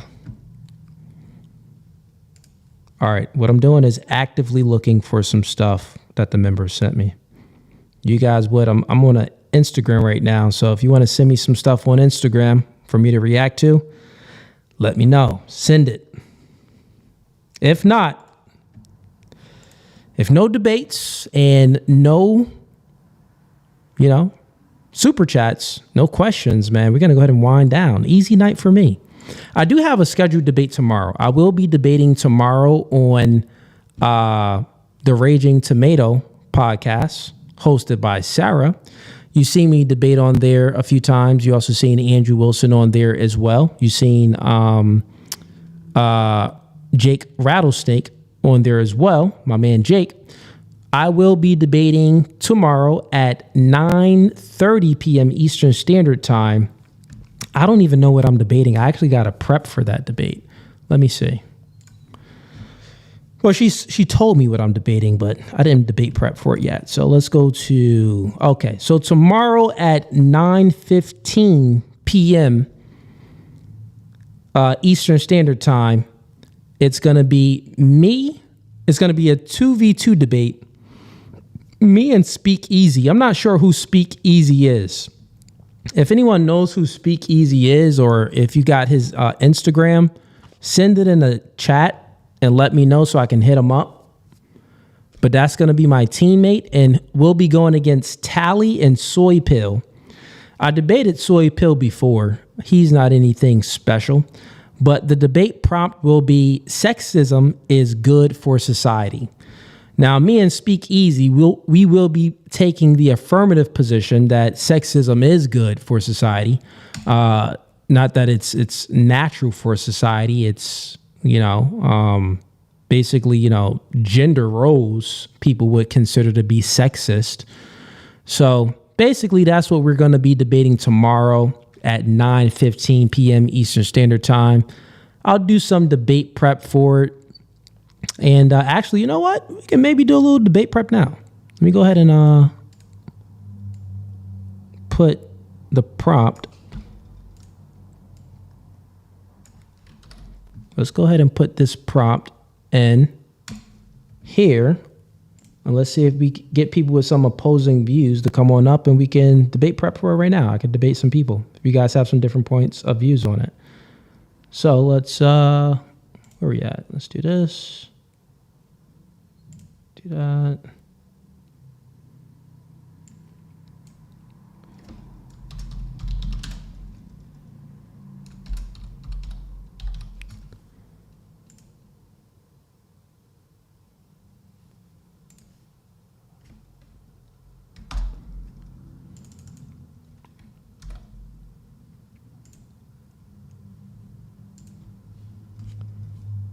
All right. Debate prompt. Sexism is good for society. So if anyone wants to come on up and debate on this, you can have opposing views. You can think that it's not good for society, or you can think that it is good for society. And we can come on up, have an open discussion about it. And if it turns into a debate, anything would be good. All of this would be just preparation for a debate. So even a discussion on it will be preparation for a debate. So come on up. Click the link, click the first link in the YouTube description and come on up. I see you backstage right now with Kid. I see, okay, you sent a few messages in a private chat. Let me see.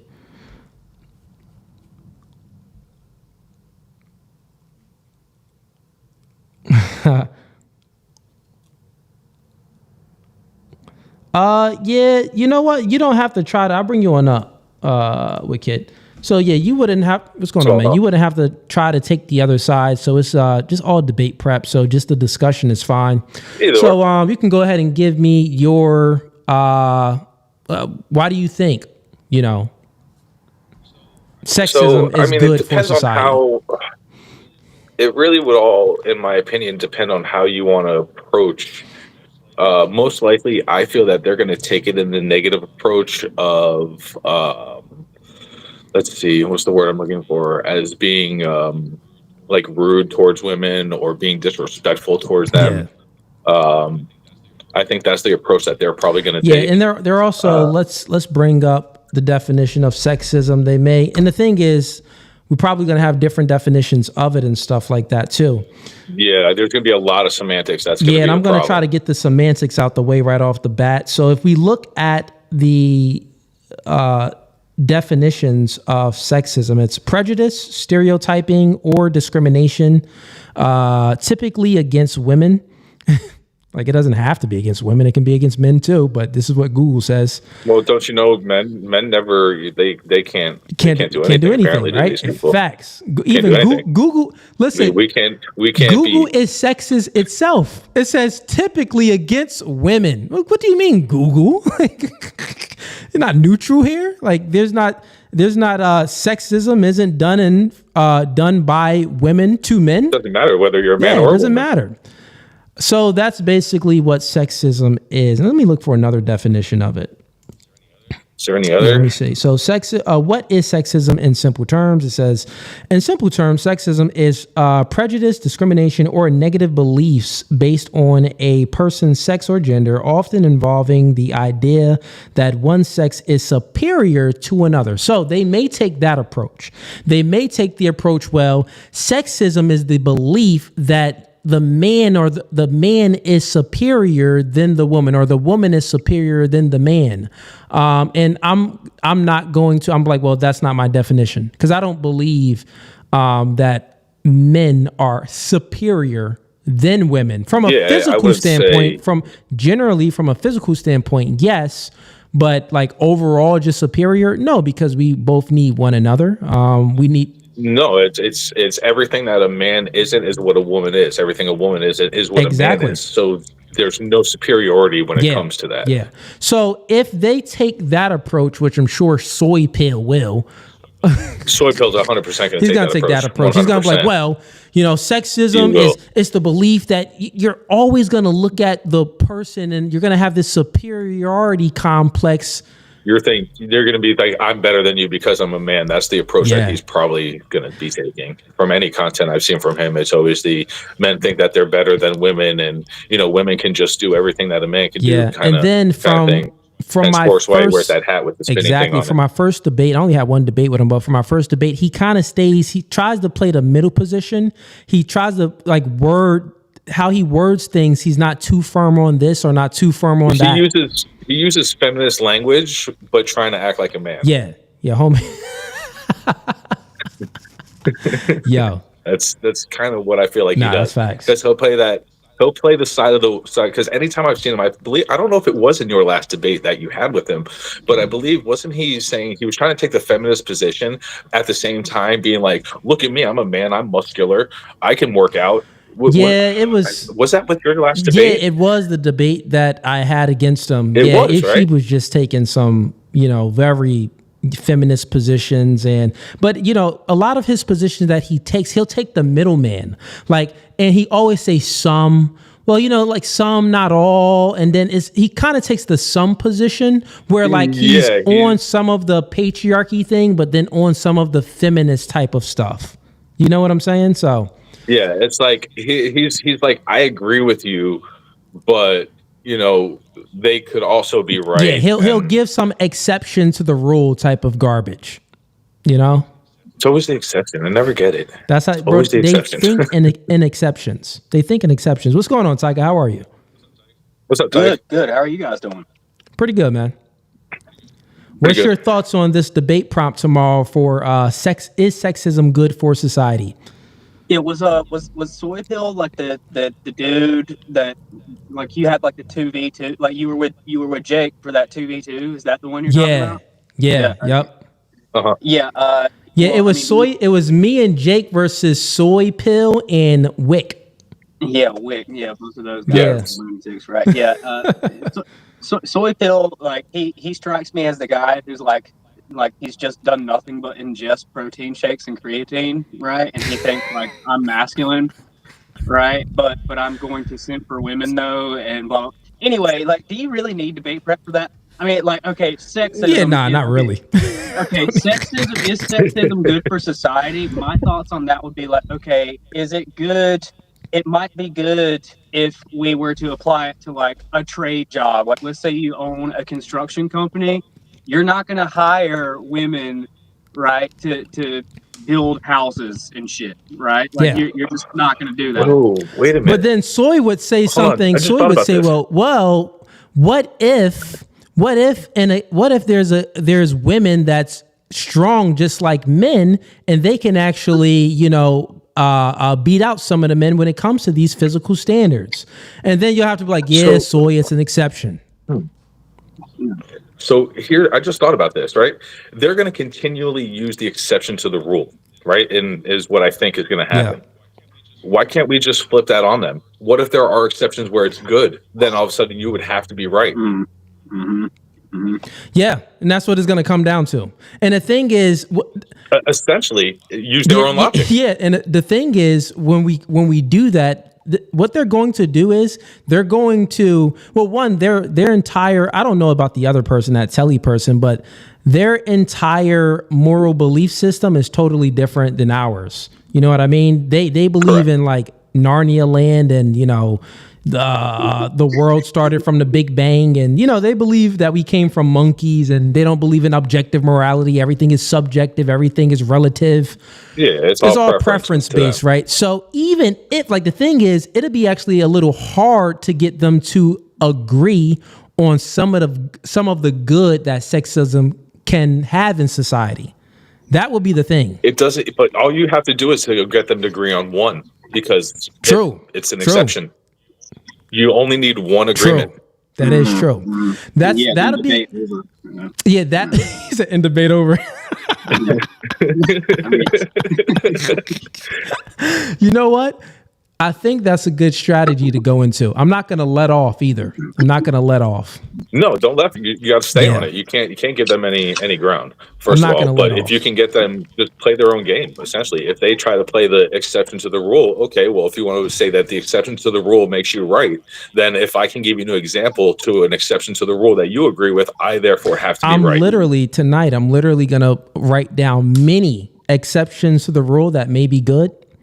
I'm going to write them all down, and I'm going to keep, even if they don't sound good, I'm going to keep poking. Like, well, this one, no, not that one. This one, not that one. This one, this one, this one. Once they say yes to one of them, all right, end of the debate. Yeah, like perhaps. Pretty much. Think about this. Because if you're trying to get me to agree to one of your exceptions to the rule, and if I agree to one of your exceptions, you're saying that end of the debate.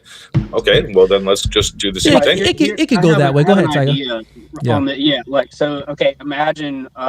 Okay, is sexism good for society? All right, well, let's say a daycare is trying to hire caregivers to watch children. I mean, I don't agree with daycare, but that's beside the point, right? Daycare is hiring caregivers to care for children during the day when their parents are at work, right? Do we want to hire men to do that?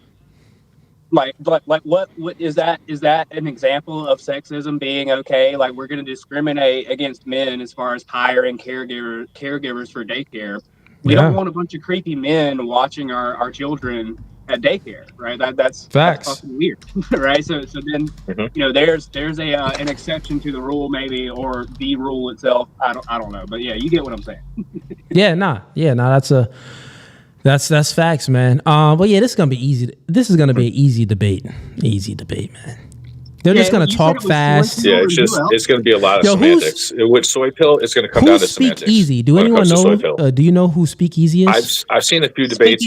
I've seen a few debates. What's his Instagram or his X account so I could hit him up? That I don't know. You don't know? I've only seen him. I've only seen Andrew destroy him a few times. What's his worldview? Is Speakeasy your partner or? Speakeasy is my partner. Okay, I thought Speakeasy was like, or was it the other? Yeah, like I thought Speakeasy was like a part of the Crucible, or at least he interacted with Andrew on a fairly. Was he Andrew's partner with? He probably could have been Andrew's partner. Yeah, I might be confused. I could have been Andrew's partner. He might have been Andrew's partner. Because from what Sarah said that, I guess me and Speakeasy would agree on most things. So she was like, she'll partner us up. So, but yeah, do you guys know his YouTube channel or anything? I tried to look it up. I couldn't find it. No, I'll see what I can find out and I'll send you something. Yeah. Let me know if you can find something. Yeah, I'll find something and I'll send it to you. Yeah, I'll hit him up and, ask him, listen, man, what's your strategy on this? You just want to freestyle it, which normally that's what I do anyway. Or if you have a certain strategy you want to use, then, I'll back you on a strategy and we can go in, as a team and really demolish them. But, yeah, man. Yeah, I feel they're going to try to use that second definition. They're going to. Is what they're gonna really try to push. They're definitely gonna try to push that second definition, which is crazy, man. So it'd be like they're gonna probably try to use a harm principle with it as well. Well, that's the they'll probably try to use the harm principle in some way. Well, if you discriminate or they can do this, or they can say there's no sexism that's good, even if it's beneficial for society. The fact that it's discriminating, the fact that it's actually prejudice, it's not good. They can go that route. And if they do go that route, that's actually more easy because then we can get into their epistemic beliefs and, we can. Yeah, that goes to their preference of what good is at that point. And I think Soy Pill has had that handed to him several times before, so I don't think he's going to want to take that route. You don't think? Okay. I only watched. He might, but I mean that's an easy that's too easy for them because that goes into epistemology and all kinds of like that. Yeah, they can't meta ethics and metaphysics, not all going to of happen. that stuff, metaphysics, and they're gonna get Dude, the I think it's going to be mostly semantics and harm principle in my opinion. on their behalf, right? Is what on their end. On their end is going to be mostly semantics and harm principle. Yeah, and if they bring up the harm principle, just like, okay, what produces better outcomes in whichever field of work? Or, All right, I think I found at Speakeasy. Let me see. Yeah, I've seen Speakeasy a few times, I want to say, and he seems to do. I think I've seen him. I just don't remember if he was debating against Andrew or with Andrew, but I know I've seen him. EEZY. Like I know him. No. I'm having trouble putting a face to the name. EEZY. Yeah. I don't know. I don't think it's this podcast. Let me see. I'm gonna show you guys if you guys let me know if this one of the guys. I'm gonna pull it up right now. This one. Is it this? Is he black? Nah, I don't think it's. I don't think so. I think Speakeasy's white. Yeah, I don't think. Yeah, I don't think it's that. Speakeasy. I think nerdy white guy. Like probably somebody. Yeah. And even the way, honestly, even the way that it's spelled sounds like a nerdy white guy would spell it. Yeah. Probably looks like me. He said probably looks like. I'm a hunter. Yeah, I don't think that's him. I don't think he's a black guy. I'm like one of the. There's not a lot of black guys in debate space, bro. I'm like only one of the only ones, really. It's crazy, right? Bro, wait, who else are? What other black guys debate besides God Logic? God Logic is black. Officer Tatum tries to debate. Nah, but like they're not in debate space. Like they don't go. They don't go to debate con. They're not like really. Yeah, like, well, you're in these blood sport the king debates. of the Hebrew Israelites. Well, I mean, blood sport debate would be two different True. categories. What'd you say, Tiger? Captain Taz? Yeah, you're forgetting about the king of the Hebrew Israelite debaters. Oh yeah, all the Israelites. Yeah. Well, yeah. They debate a lot, but they get obliterated easy, man. Easy. I would say on our side, it would only really be you that I could think Yeah, of. like in the blood sport debates, I think it's only me. In the blood sport debate side, and you have like your regular debates, but in like blood sport debate, this content specifically, yeah, I think it's only. Don't know. Yeah, like maybe Myron. Google is it. Myron even really black though? I mean, does Myron count? Is he black or? I don't think Myron is in Myron is in like the political debate. So he's in a different sphere. Like he does the political That's debates. a whole That's a different different. level. He's in like that. He gets asked to go on Pierce Morgan and stuff like that. So that's the political debate sphere, which is he's been doing good. But in like the blood sport debates, the not so mainstream type of like content, I think I'm the only black guy. Yeah, somebody in the chat said Jesse Lee Peterson. Yeah, you should have a 2v2 with Jesse Lee Peterson. Yeah, that's not. Yeah, Jesse Lee Peterson is he's a political debater though. He does pretty good in his political debates. Yeah, you were right. It's funny. He's real funny. Yeah, he's hilarious. Yeah, he's super funny, bro. All right, man. I mean, yeah, so debate night. Let me put back up. Yeah, like I said, if we can get some of these crazies from TikTok up here, saying, tell them like, you're not born gay. Let's see, what else can I say to get them pissed off? Trump's not a fascist dictator. We can go with that because I don't know any fascist dictator who is now giving felons their right to get their guns back. I would love to find one that did that. That's a good point. Okay, we get. Let's say Alligator Alcatraz is fully ethical. I'll debate anybody on that.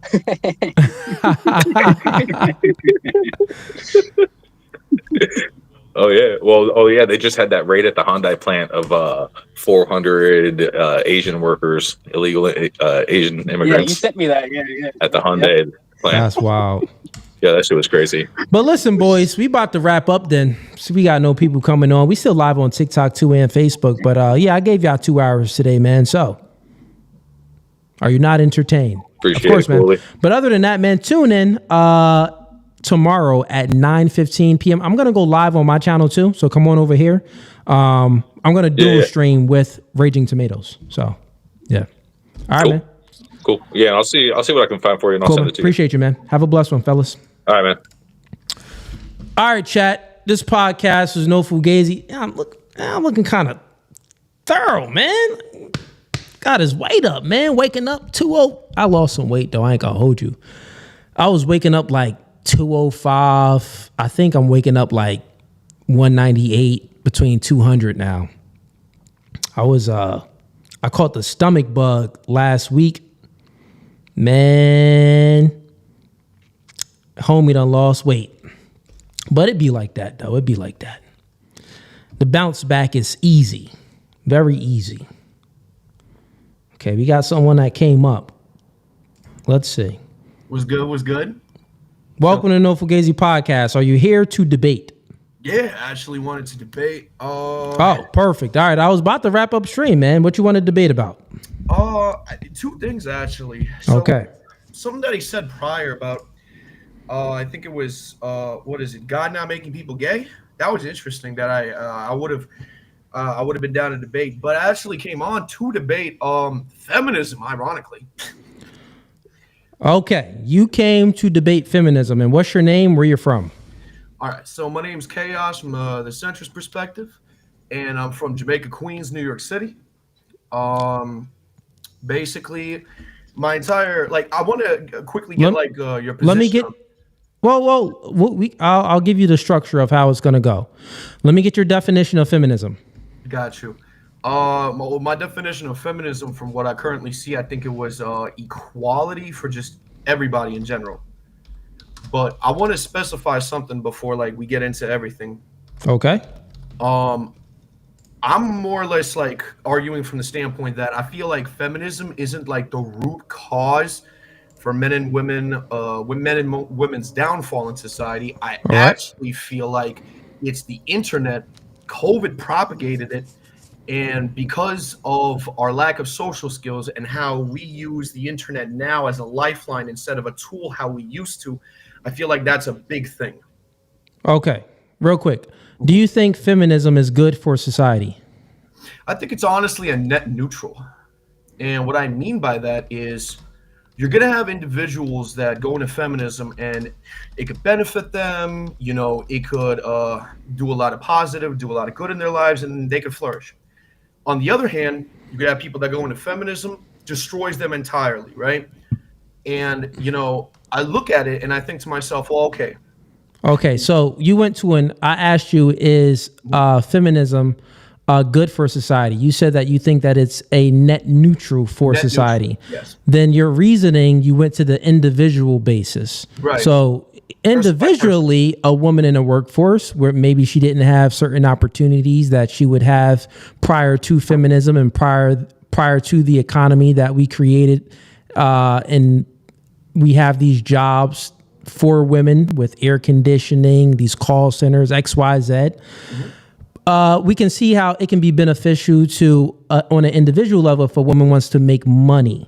Right. Or if the woman, her aspirations in her life is not to have children and not to have a family, she just wants to go ahead and chase her career. Mm-hmm. We know on an individual level, for some women, it can serve them purpose for their life. We're not saying that it doesn't, but on a societal level, my question for you is it good?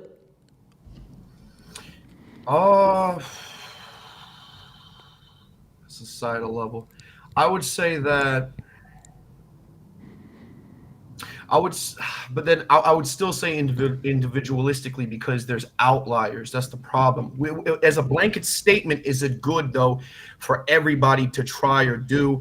I would say if you want to try it, experience it, sure, that's fine. But if it's not for you specifically, don't go down that route. And the biggest reason is because nowadays, real quick. We'll go ahead and get into this debate. I'm happy to entertain it and to go into this. Thank you for coming on up. I've been streaming for 2 hours, so I'm just going to take a quick bathroom break. I'll be back give me 2 minutes. I'll be back in 2 minutes. Just wait here. I'll be right back. And everybody in the chat, Don't go anywhere because we got someone here that wants to debate me on feminism. So this is going to be a good spirited debate, so you won't want to miss this one. And if you do leave while I take this bathroom break, that just means that you're gay. All right, I'll be right back. Right.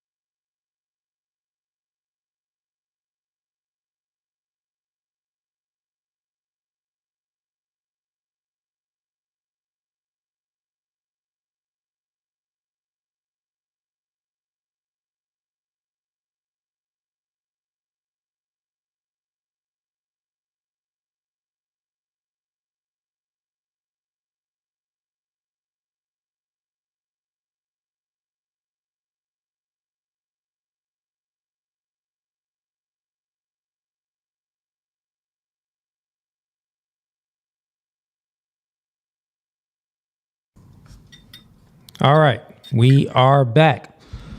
All right, chat. So we got a debate. Let's go ahead and get into it. Let's get ready to rumble!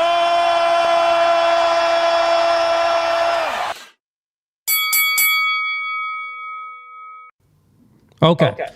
All right. I hear an echo in the background. Oh. Okay, now I don't. I think you're good. It was only for that quick second I heard an echo in the background. All right, cool. So, where were we? You were speaking about is feminism, the debate currently is feminism good for society? Let me actually go ahead. Well, the debate that the full debate topic was going to be, is feminism the main cause of the destruction to men and women in our current society? Okay, so and you think that feminism is not the main cause to the destruction of men and women in society? Yeah, I feel like it's the internet. Okay, let me go ahead and write this out real quick. Also, I'm sorry about like the quality. I'm using my laptop cam and the lights are blaring. All good.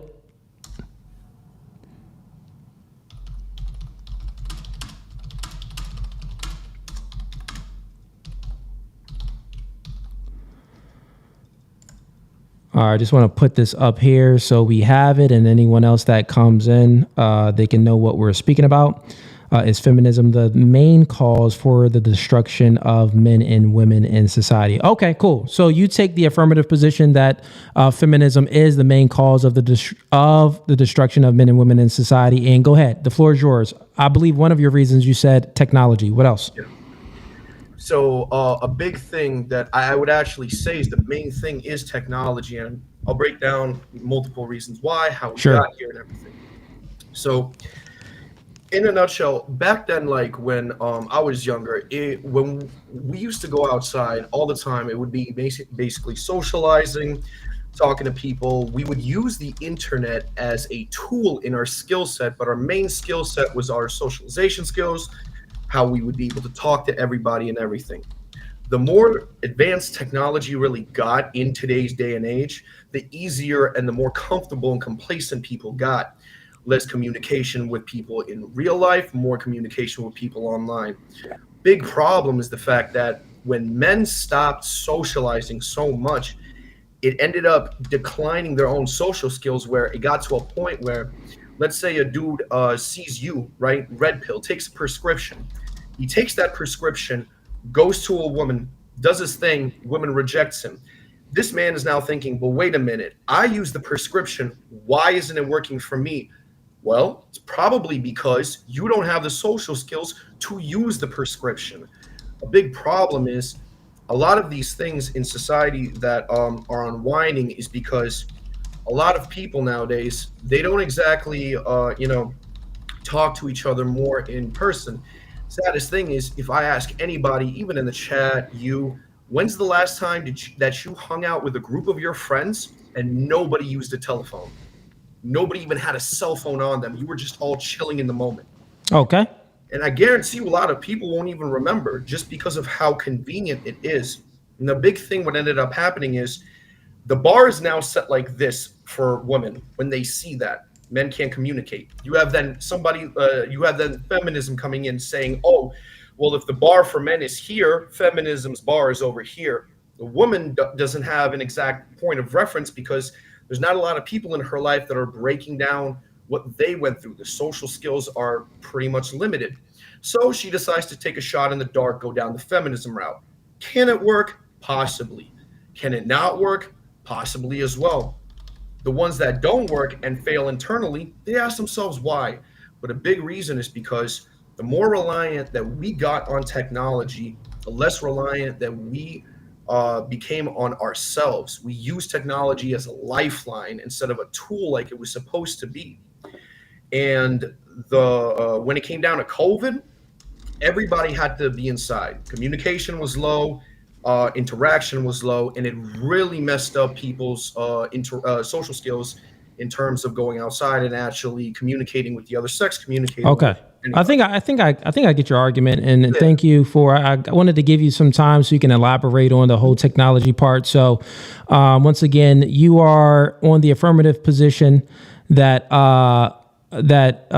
feminism, the main cause of the destruction is not feminism. The main cause of the destruction of men and women in society is not feminism. It is technology. You're saying that that's the main cause. And the reason why it's the main cause is because we're not social enough. You gave many reasons. Like, when's the last time you hung out with your friends or you called someone on the phone and you spoke to your friend and you went outside and stuff like that. I get what you're saying.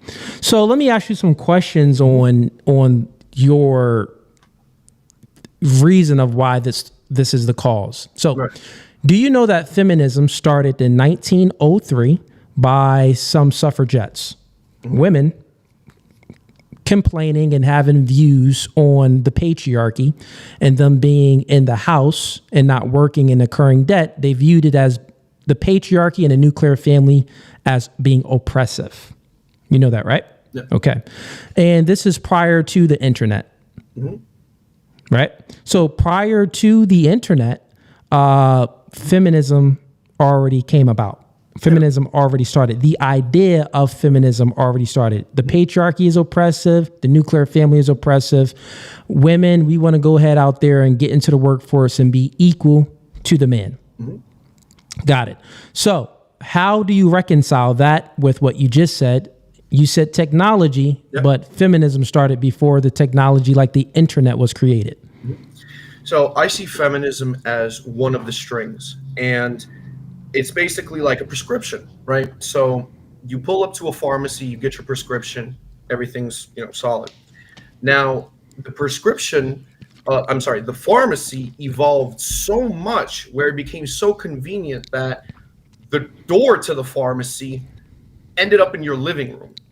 So now you're able to literally go to that pharmacy instantly. The prescriptions are all there. The thing is, prior to the internet, it wasn't so widely accessible, available. People still had concerns, questions. People were going through it.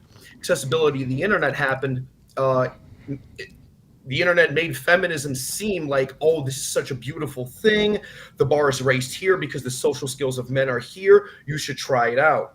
And it kept spreading even more and more.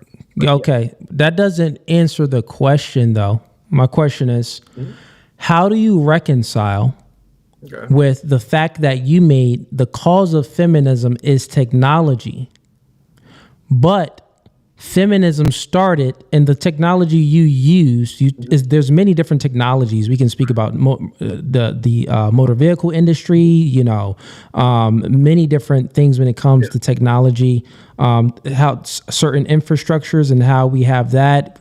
So many things. But you said internet. So how do you reconcile that feminism started prior to the technology coming out? So it refutes the point that technology is the cause of feminism.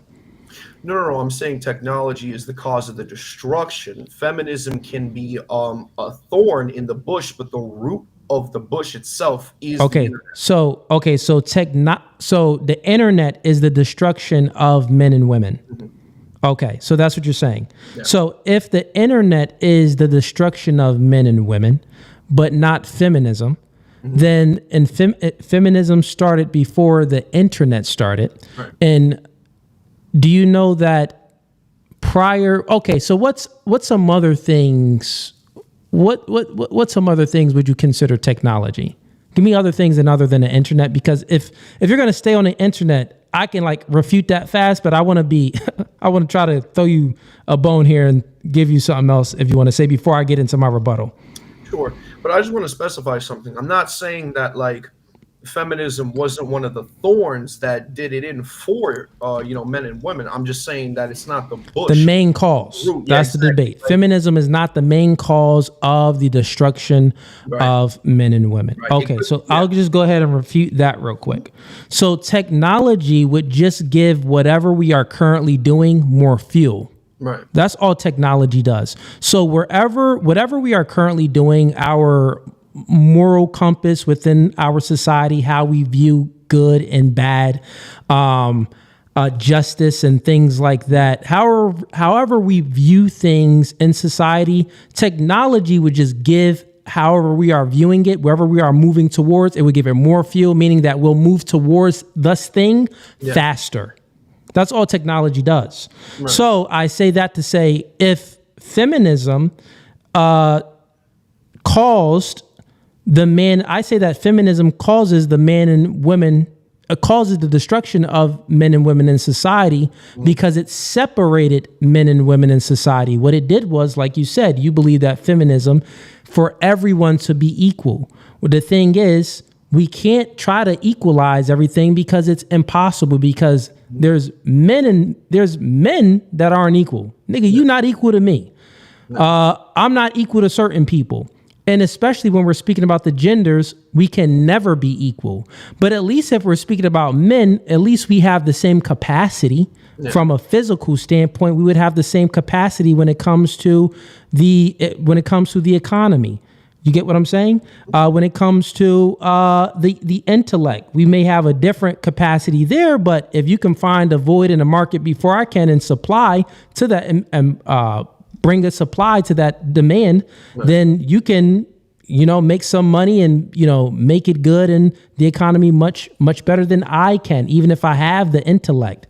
So, when you're speaking about technology, once again, technology, to refute what you said, and if you have any refutations, let me know. I think that technology is just the fuel to wherever the direction that the current society is headed towards.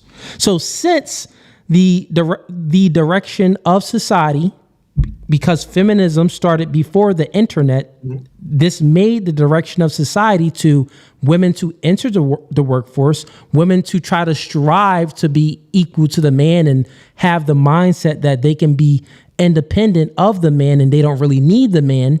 I think that was the cause to the destruction. All technology did was fuel that destruction already because it was headed there. What's your thoughts on that? I feel like I can see your point. I feel like the internet did more than just fuel it. I also honestly feel like it was its own gas canister, because it pushed a lot of bad onto people because it was so convenient. People could just see it and be like, okay, well, I'm gonna try it out. Now, unfortunately, like with feminism, the idea of, everyone being equal, like on paper is good, right? Like a lot of things on paper are good. Communism, right? On paper it's good, but in practice not so much. Like it doesn't work out so well. But I feel like when it came down to the internet, not only did it spread and it actually like took hold of people way like more than feminism did, but the internet specifically ended up destroying us with entertainment, bad moral systems, pushing a lot of things that we probably didn't even want on screens, but we just had to digest. And I feel like it was a real big starting point for the decline of men and women. I understand what you're saying. So, question for you. Do you think that the fact that we are under replacement level of our population, our current population is under replacement level, is supposed to be 2.1 babies per woman in the United States, but we are at 1.6 babies per woman in the United States. So we are under replacement, meaning that we cannot replace our own population, which is why we actually would need immigrants currently right now to maintain our current economy and where things are going. So do you think that that's a good thing or a bad thing? No, I think that's a bad thing. All right, so every society should have a healthy population. Okay, so since it's a bad thing, do you know that women abort over 1 million babies per year? Yeah, that's bad entirely. You feel me? And women would abort 1 million babies per year if we had no technology. So do you know before the internet came out, when abortion became legal, when women got bodily autonomy, which what feminism was fighting for, right? The right to abort. So this would be feminism. Before the internet became real popular, in the 1960s and in the 1970s, women already started to legally abort 1 million babies per year. What you see, like, So what's your refutation to that? Well, like, what do you mean by refutation? Like, what's your argument? So I put forth an argument. My argument is to refute your argument about technology, right? Okay. I'll say my argument again so you understand. My argument is very simple. You just said that us being under replacement level for our population is bad. Yeah. Us aborting 1 million babies per year is bad. Then I go to the root cause of why women have the right to abort their women, which is the cause is feminism. And then I let you know that the abortion started before the internet even came about and became popular. So we had, even without technology, how can feminism be not be the destruction of men and women? And technology is when feminism is the reason why we are below population level and women are aborting 1 million babies per year. And all of this started prior to the influx of the internet. Sure. And I agree with you. That's, bad entirely. I'm a Protestant, so, and like, at the end of the day, I do see that the movement for them to be like, oh, it's my body, my choice, it did cause a lot of problems and harm. I feel though, like, and you can go through the stats, like I'm not too concerned about the stats. But real quick, even how can you reconcile that? I know that you're trying to reason your way out of it, but this debate we have it on the screen, is feminism the main cause for the destruction of men and women? If feminism was the movement towards women having the right to abort their children. So women then aborted 1 million babies per year prior to technology. And then now we are currently at below population levels in society. And you already said that this is bad. Right. So how is feminism not the reason of the destruction of men and women, where aborting 1 million babies per year is the destruction of men and women? That's like, I don't. Yeah. It don't get more destructive than that.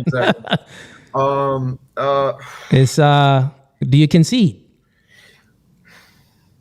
I definitely want to. I definitely want to lock in and refine that specifically because I didn't think about that. But I will say I got another take. Before you get to that other thing. So this is just to add the icing on the cake to really see if you will concede, right? The other argument that I have is the nuclear family has been destroyed. Right. So prior to feminism, the single mom rate in white households was only 1%. Mm-hmm. So 1% out of white households was single moms. Prior to feminism, only 9% of single mothers were from black families. So black households, only 9% were single mothers. Mm-hmm. And you would say that the nuclear family is a good thing. Well, I would say the nuclear family is a good thing. It's just okay. So if the nuclear family is a good thing, mm-hmm. and prior to I would say the indoctrination of feminism, the mass indoctrination of feminism, and women really entering the workforce like that in the 1950s, nuclear families was at an all-time high. Over 70% of black families had their father and their mother together, and they were married.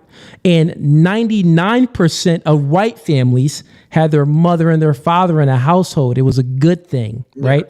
And we see that with feminism and women entering the workforce and going for a higher education and getting a degree and prioritizing a career over their family, it destroyed the nuclear family, where now we're at in black households, 48% of black households are single mothers.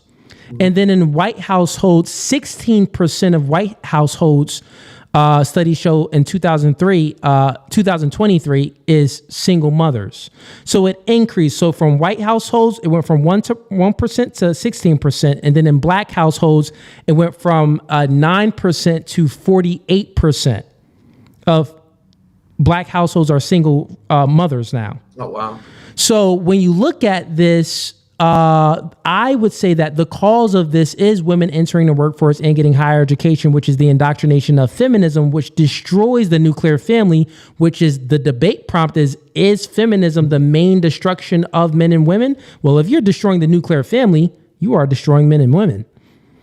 But I would say the internet also destroyed the nuclear family through entertainment, the entertainment industry, Hollywood, and everything that they've been putting forth, propagating in, and pushing, honestly, on us for years and years and years. Yeah, I would say that the internet, once again, my defense for that is technology like the internet. It just gives whatever we are currently doing in society more fuel. That's all it does. So if we are pro-nuclear family, if we are pro-women following their man and respecting their husband and not divorcing him based off of how they feel and being a helpmate to that man, if we prioritize these traditional gender roles, then that's what would have been promoted on the internet. It would have just gave more fuel on that. You know what I'm saying? Yeah, but I feel like it also was promoted in TV, like a lot of sitcoms, Fresh Prince of Bel-Air, Full House, even the Cosby Show. A lot of these sitcoms prioritize the nuclear family unit. Well, not really though. Not really. A lot of them made the husband seem like a bumbling idiot. Like, yeah, it's a man and a woman in a home, but the man is like the idiot and the woman runs the home. The woman runs the man. The man is basically submissive to the woman. The man is a simp for the woman. Look at all the shows you just named. The man is simping for the woman. They'll show the man, women, and children in the household. They're not, of course, back then they weren't showing like a transgender man and transgender woman. It didn't get that far yet, but it still had the man simping for the woman. And even with the Cosbys, the mother was a doctor. The mother was a lawyer, and Bill Cosby was a doctor. And then even if we go to, what's the other show you named? Full House and Fresh Prince of Bel-Air, because with Full House, even if we go to the Fresh Prince of Bel-Air, The father was a lawyer, He was a and then lawyer. the mother, I forgot what she did. I don't think she did anything. I thought She did. Because I know Hillary, she worked for like the TV crew. Hillary was an independent boss babe. Yeah, she that was was doing her Hillary. independent shit. She was trying to So I mean, look, even if we look at these TV shows and stuff, my refutation for that is essentially the man was still simping for the woman, and it didn't show a traditional gender role dynamic within these TV shows, meaning that the man was still simping for the woman, and it always showed that the man was like a bumbling idiot. He really didn't like know the stuff around the house, and the woman kind of led things. You know what I'm saying? So they really didn't respect the man like that, like in most of these TV shows. But with that being said, if we go back to the debate prompt, do you truly think that technology is the main reason that destroyed men and women in society? Well, I mean, thinking about it like right now, like thinking about it today on how it went about where people just lost social skills in general. And the reason going down the line of, you lose your social skills, you don't have anybody else around you to give you other options. Your only other option is to see what's on the internet.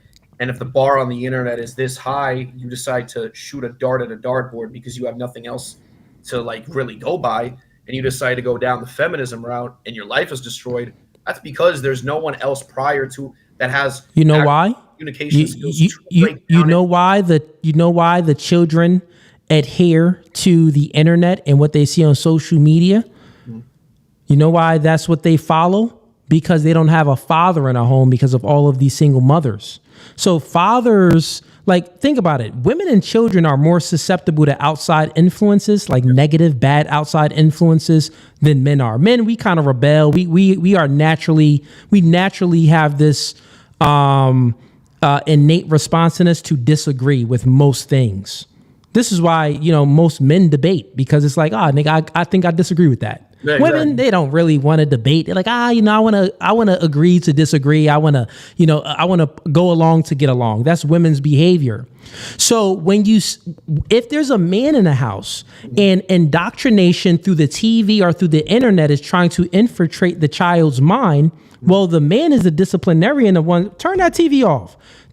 Put your iPad down. Put that down. You're not doing that. The woman, she's like, well, the iPad keeps Billy quiet while I'm doing my hair. So, it's okay for him to watch his iPad for at least 2 hours. Yeah. But that time of little Billy on an iPad, on the internet, watching TV and all of these filthy cartoons on the Disney Channel that's indoctrinating him, well, he's going to be a little bit more soy boyish. He's going to lose his motivation and his natural ambitions, his natural male instincts to go out there and make something of himself.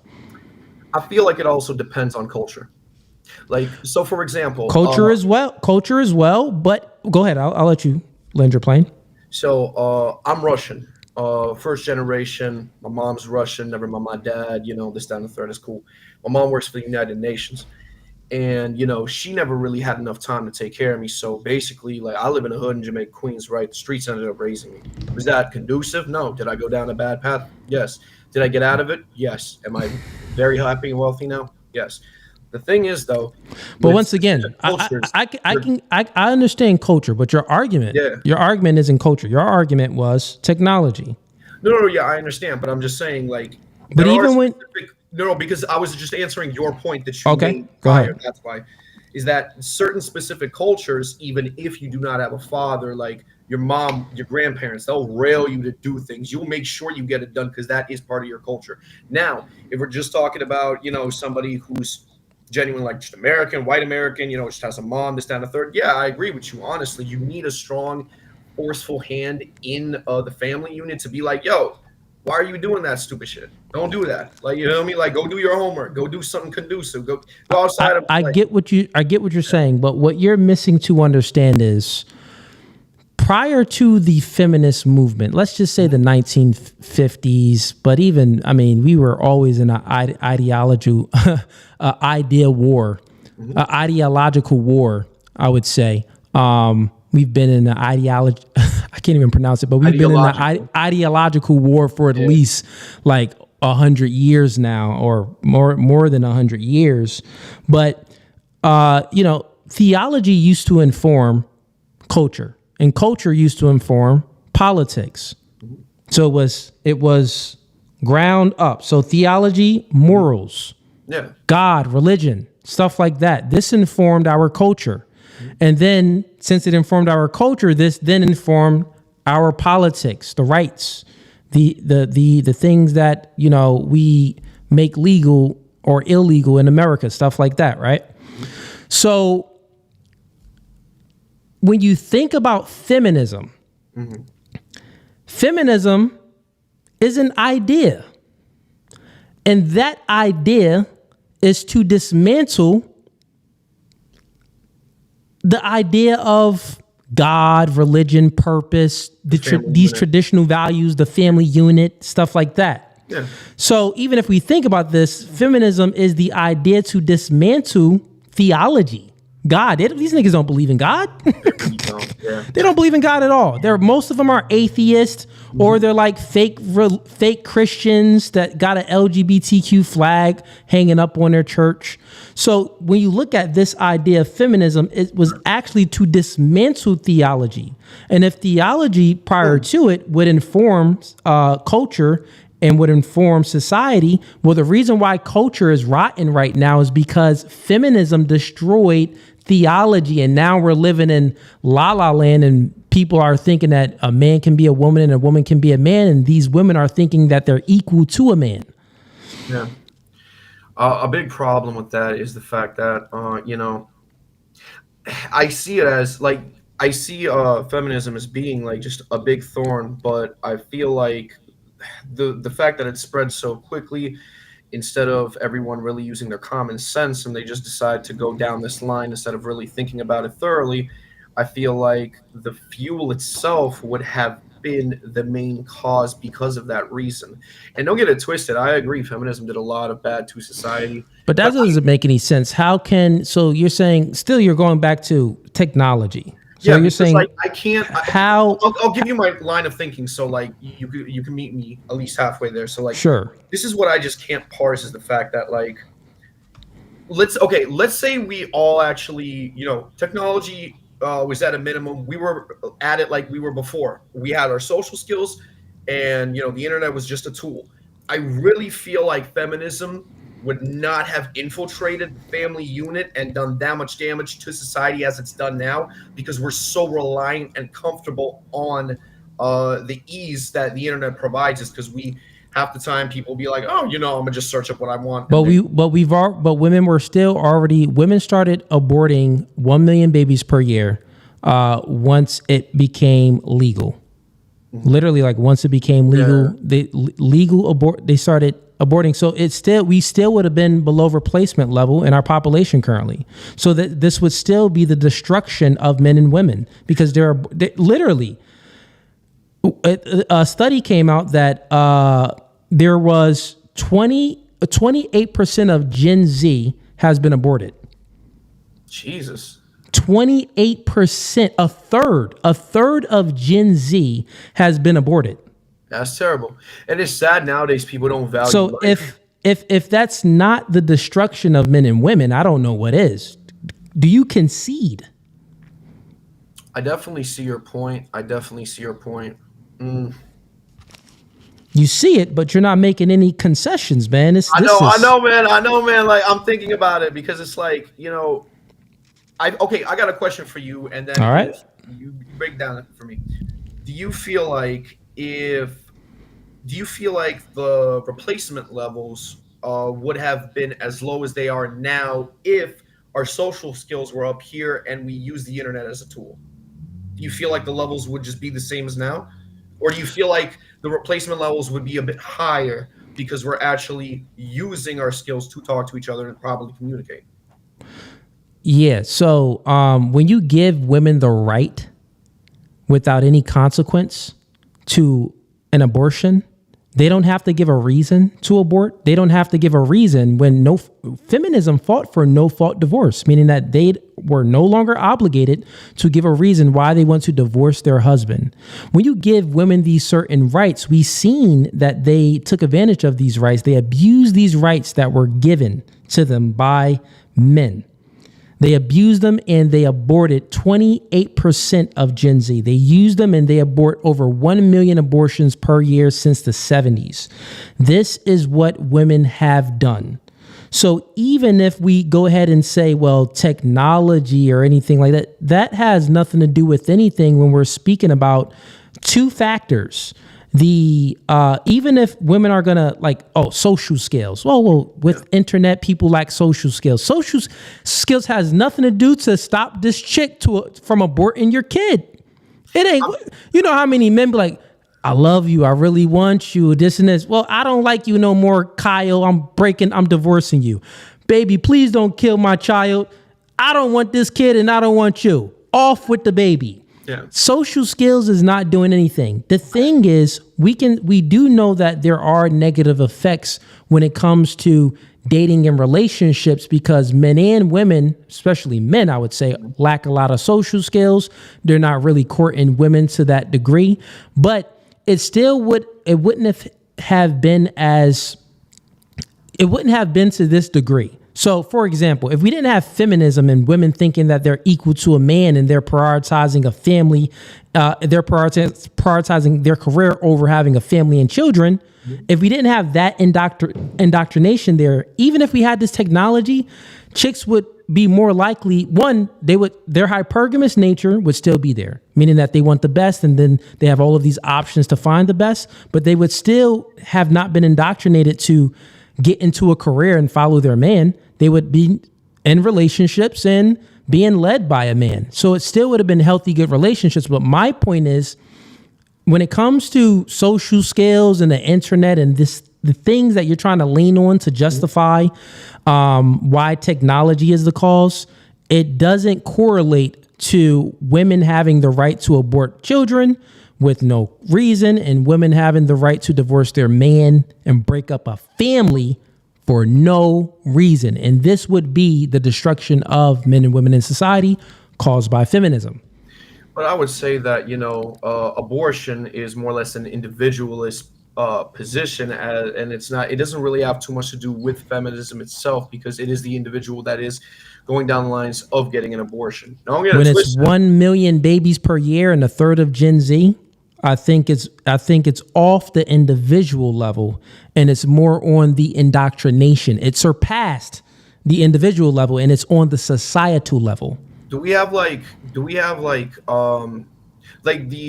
feminism itself, like the definition of how people view it and everything, like just like the bare bones definition, does it have abortion in it? I'll tell you. So here's the history of feminism. A quick summary of the history. Feminism was started in 1903 by the suffragettes movement. And if you can go back and read occult feminism.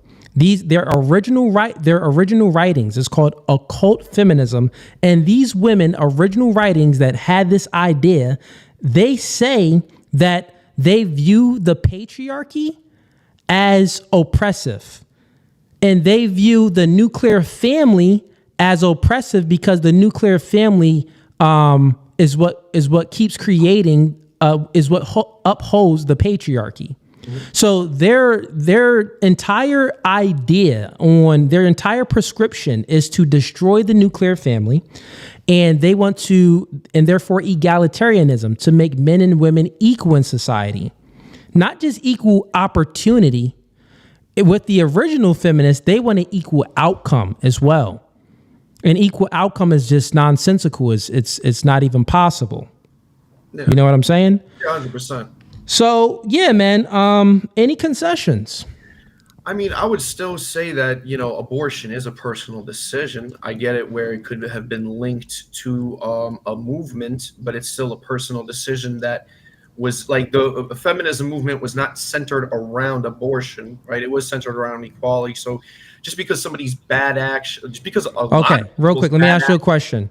Mm-hmm. Fascism. Yeah. Who was the original idea of that? Well, not say original. Let's say what leader was a fascist? We with bare bone, we'll go Hitler. Okay. So Hitler being a fascist, Right. he had these fascist ideas. And was this on an individual? And did history show that it was an individual level, or was it on a societal level? Well, the outcomes of how he pushed the fascism that turned into Nazism, that was on the societal basis. Okay. That was on a societal basis. The individual So person is the one that chose to go down the got it. fascist route. Got it. So what we're saying is before a nation is built, a relationship is built, and the relationship that the leaders have with their community and what their ideas are and what they are trying to indoctrinate their community to go towards is what's going to come out of that nation. So even if we look at fascism and we look at feminism, we all see the negative effects that happen. We go to history, we see the negative effects of fascism. We're looking at it right now, and we got the negative results of feminism. This idea being propagated on an individual level, but if it gets on a big enough individual level, it's no longer just individual. It's societal as well, is what I'm saying. But do you feel like that there is some sort of good in it? Because even with fascism, the way Hitler went about There's it, no sort of good in feminism. let me just land this real quickly. Sure. So, when it came down to Hitler, when he went down the route of fascism, prior, Germany was a shit show. Like, it was a hellhole. Like, it was bad, right? He went about it, fixed the entire country. There was no people running around the streets half naked, banging each other. There's no orgies. He actually fixed the economy. Then he went too deep with it and into Nazism. Yeah. I feel like with feminism, there can be some core good things on an individualistic basis, but that is not the debate. Hold on, but the whole blanket, I don't see it as good, right? But I also don't. So then, if you don't see it as good, then that's the end of the debate. You got to concede. Hold on. I'm not saying that. Give me a second. Let me just finish this up. Go ahead. I don't see it as the whole blanket is good, but I don't see as this entire gigantic thorn as being the root, because when we go through it, we could see that the internet has done far more harm than feminism has by pushing, the ideas that you and me possibly may not agree with in culture, society, destruction of the family unit, and really pushing. And I feel like throughout the years that the internet has really gotten stronger and stronger and stronger, the deterioration of our society has gotten more and more and more. Now, I'm not saying feminism isn't again, a thorn that did it. It is a thorn that did it, but I'm saying that the internet is a bigger hole. It's the root. There you go. How can the internet be the root if the idea? So you keep, once again, what you're doing is follow, have some linear thinking. If it's the case, which is true, because you haven't debunked it, if it's the case, and you can Google this stuff, I'll actually give you time to Google it. You could Google it and you can look up, when has feminism started? The idea started with the suffragettes in 1903, right? So that's when it started. Women got the right to vote in the 1920s, right? So this is when they had some say in a game. They can vote. Right. And women always, pretty much had some say in the game because they were married to their husbands and, they're in their husband's ear and stuff. So they always had some say. But this is when women had actual say in the game. They had the right to vote in 1920. Yeah. Then when we had abortion.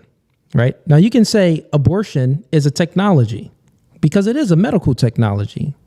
Right. So this medical technology used to be illegal. Meaning that it was illegal for you to abort. And we really couldn't count how many illegal abortions, but I think when I Googled it, the number was somewhere around maybe they thought 20,000. Yeah. Right.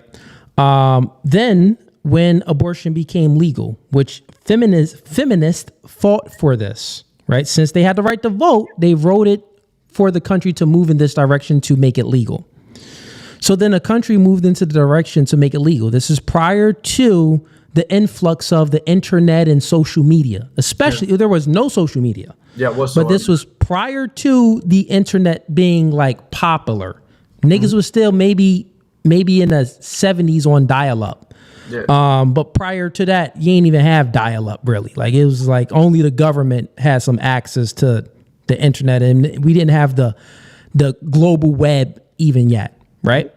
So if what you're leaning on to be the root, the effects of it, of this, of our population level, which you say that is bad, that are below replacement level, which you say that abortions is bad, the destruction of the nuclear family is bad, the divorce rate being extremely low, how it is bad, the single mother rate is extremely high. You would say all of these things are bad. Yep.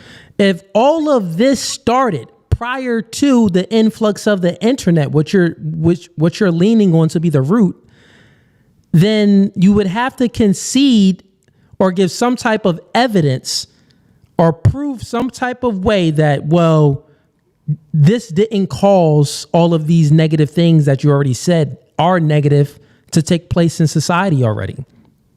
Like you would have to give me some type of refutation, some type of proof that shows that technology is actually the root that we are below replacement level. Technology is actually the root that we destroyed the nuclear family. Because once again, this debate is feminism the main cause for the destruction of men and women in society? Mm-hmm. And I would say that with the divorce rate being extremely low, with single mom rate being extremely high, with abortions, over 1 million abortions per year, which started in the 60s, I would say that destroyed men and women.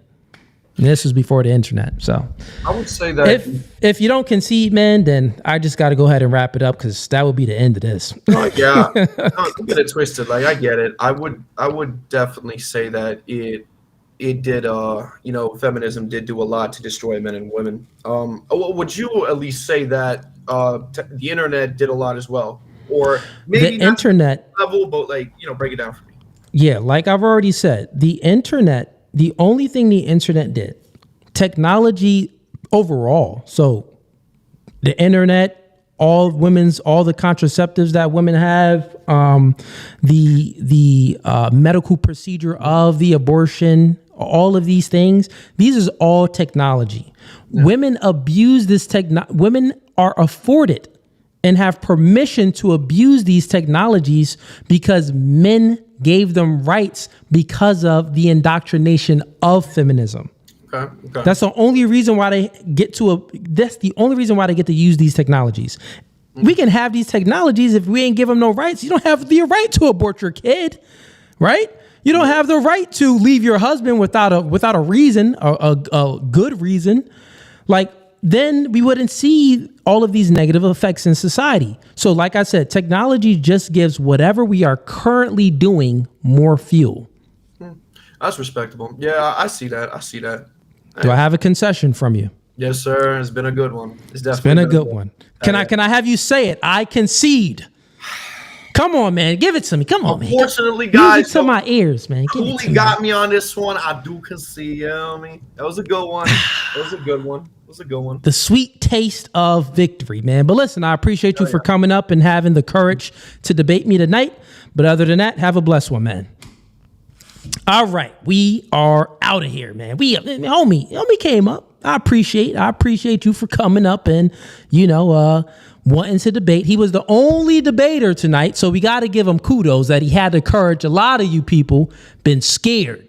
A lot of panty boys in the chat, because I know we got some haters in the chat that totally disagree with my worldview, but you was shook to come up. So y'all whack. Shouts out to him for having the courage to at least come on up. But without further ado, I've been streaming for 3 hours, and we're going to go ahead and get to the super chats real quick and, wrap up for tonight. So we got, let's see. We got Tyga sends him $5. It's fun being a terrible moderator and all, but it's more fun being a terrible debater. Where are the TikTok crazies at? I got smoke. Yeah, man. These TikTok crazies ain't really come in. We got I'm a Hunter sends him $5. I found him at Escape with Speakeasy. He did a debate tag team with Andrew on Modern Day Debate. Okay, all right, let me screenshot that. Took a screenshot. Thanks, I'm a Hunter. Appreciate that. We got Dino67 sends in $2. Feminism actually started in 1848. Yeah. We can say that it started a little bit earlier, but once again, that's not what I said. I said that the idea of it started with the suffragettes in 1903. So pretty much I'm saying the suffragettes, that movement started in 1903, and those ideas really started to pick up then. That's when those ideas really started to pick up.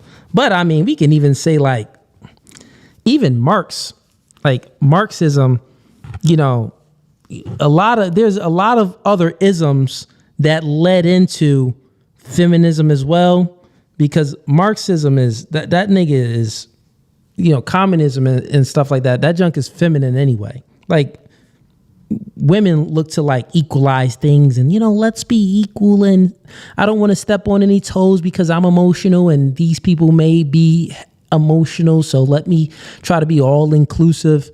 So we can say that, you know, certain points of these ideas kind of soak in other ways, but when we're speaking about feminism, which is the destruction of, like when we speak about the suffragettes, no, that idea, first wave feminism, that started in 1903. That's what I'm saying. First wave feminism started in 1903.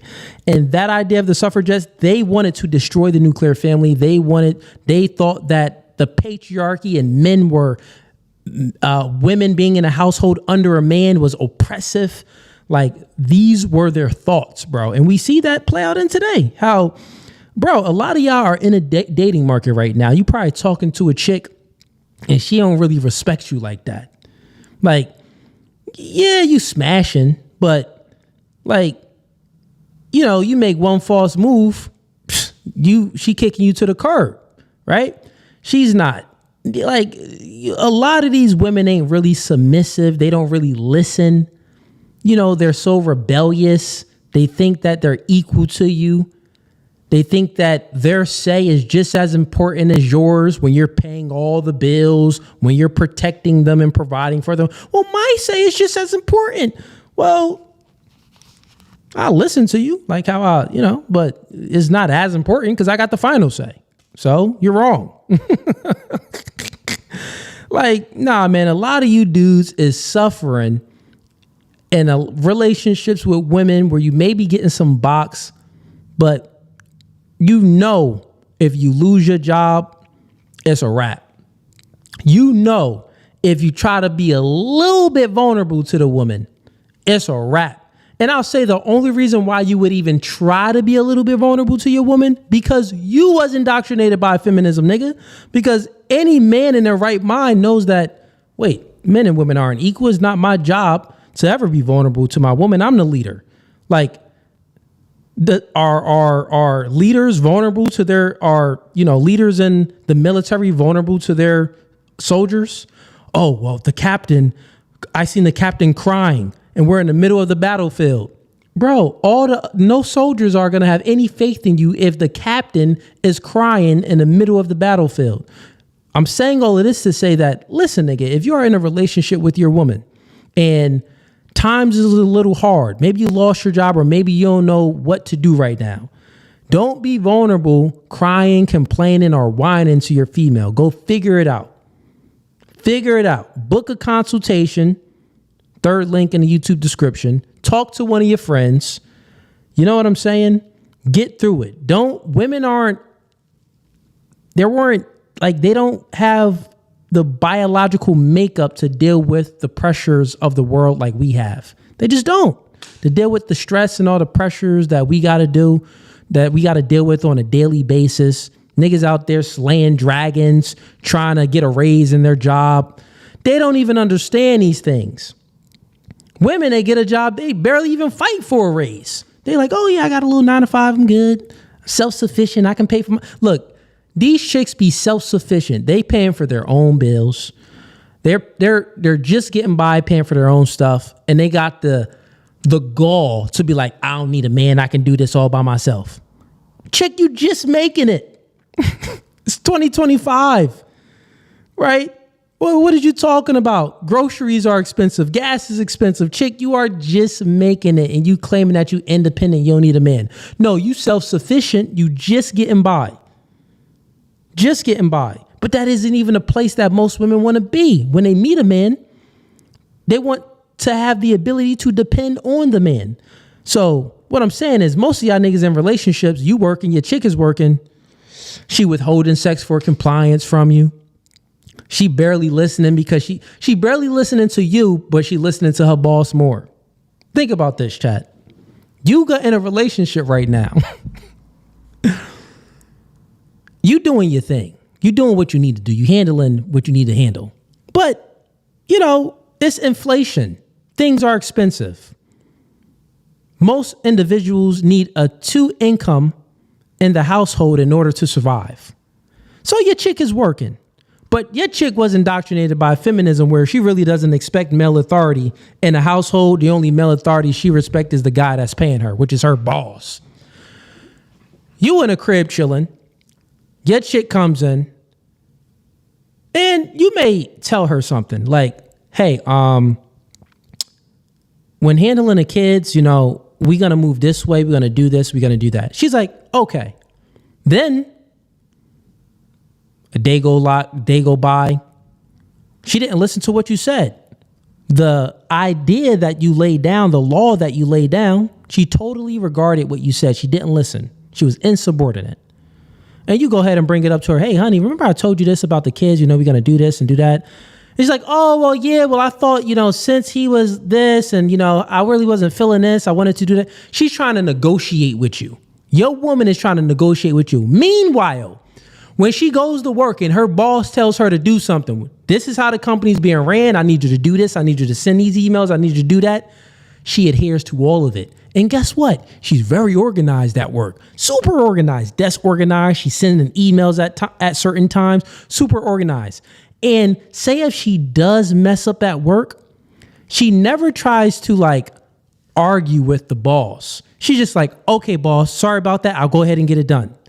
Meanwhile, when your chick comes home, she's trying to negotiate with you, argue with you. Like, well, I don't think that we should be doing this with the kids. I think we should be doing that. Chick, shut up. You listen to your boss. When you come back in my home, you listen to me. Do you have sex with your boss? Hopefully not. Hopefully you're not a 304 and you're not doing that. No, chick, you have sex with me. You do the most ultimate form of submission anyway to me. So listen to me. Listen. So I say all of that to say feminism and the indoctrination of feminism definitely destroyed men and women's relationships in society. It did, man. It just did. Rant over. Other than that, we got Tyga in here. He says, I actually think, hold up.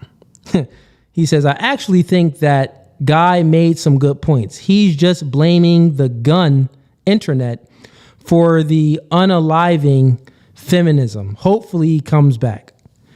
Yeah, his points that he made was fine. Made valid points. No one was arguing the point of, like, you know, the internet destroying, messing up relationships and stuff like that. No one's arguing that. His argument, we're arguing the cause of his argument. He's saying that that's the cause of the destruction of men and women. No.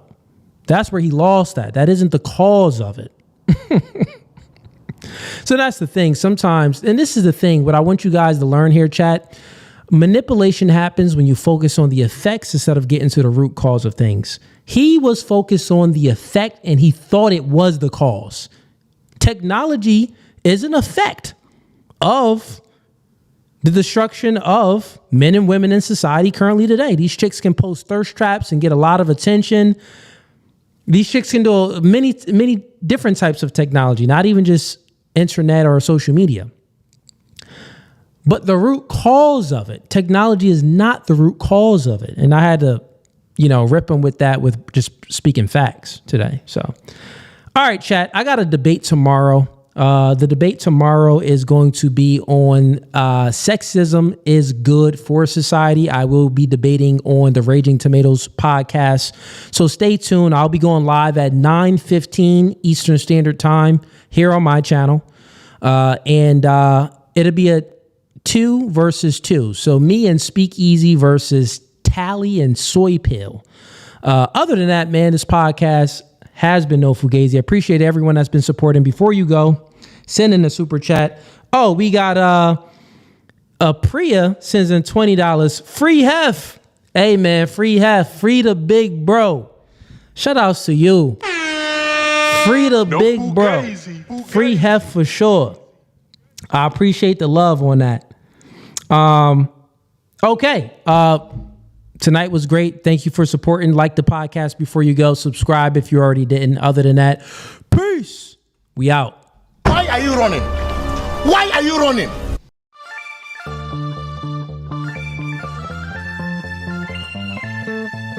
And y'all see the suit too, man. Listen, new studio, new podcast by the spirit, not by the letter. Bro, we can go verse for verse all day long.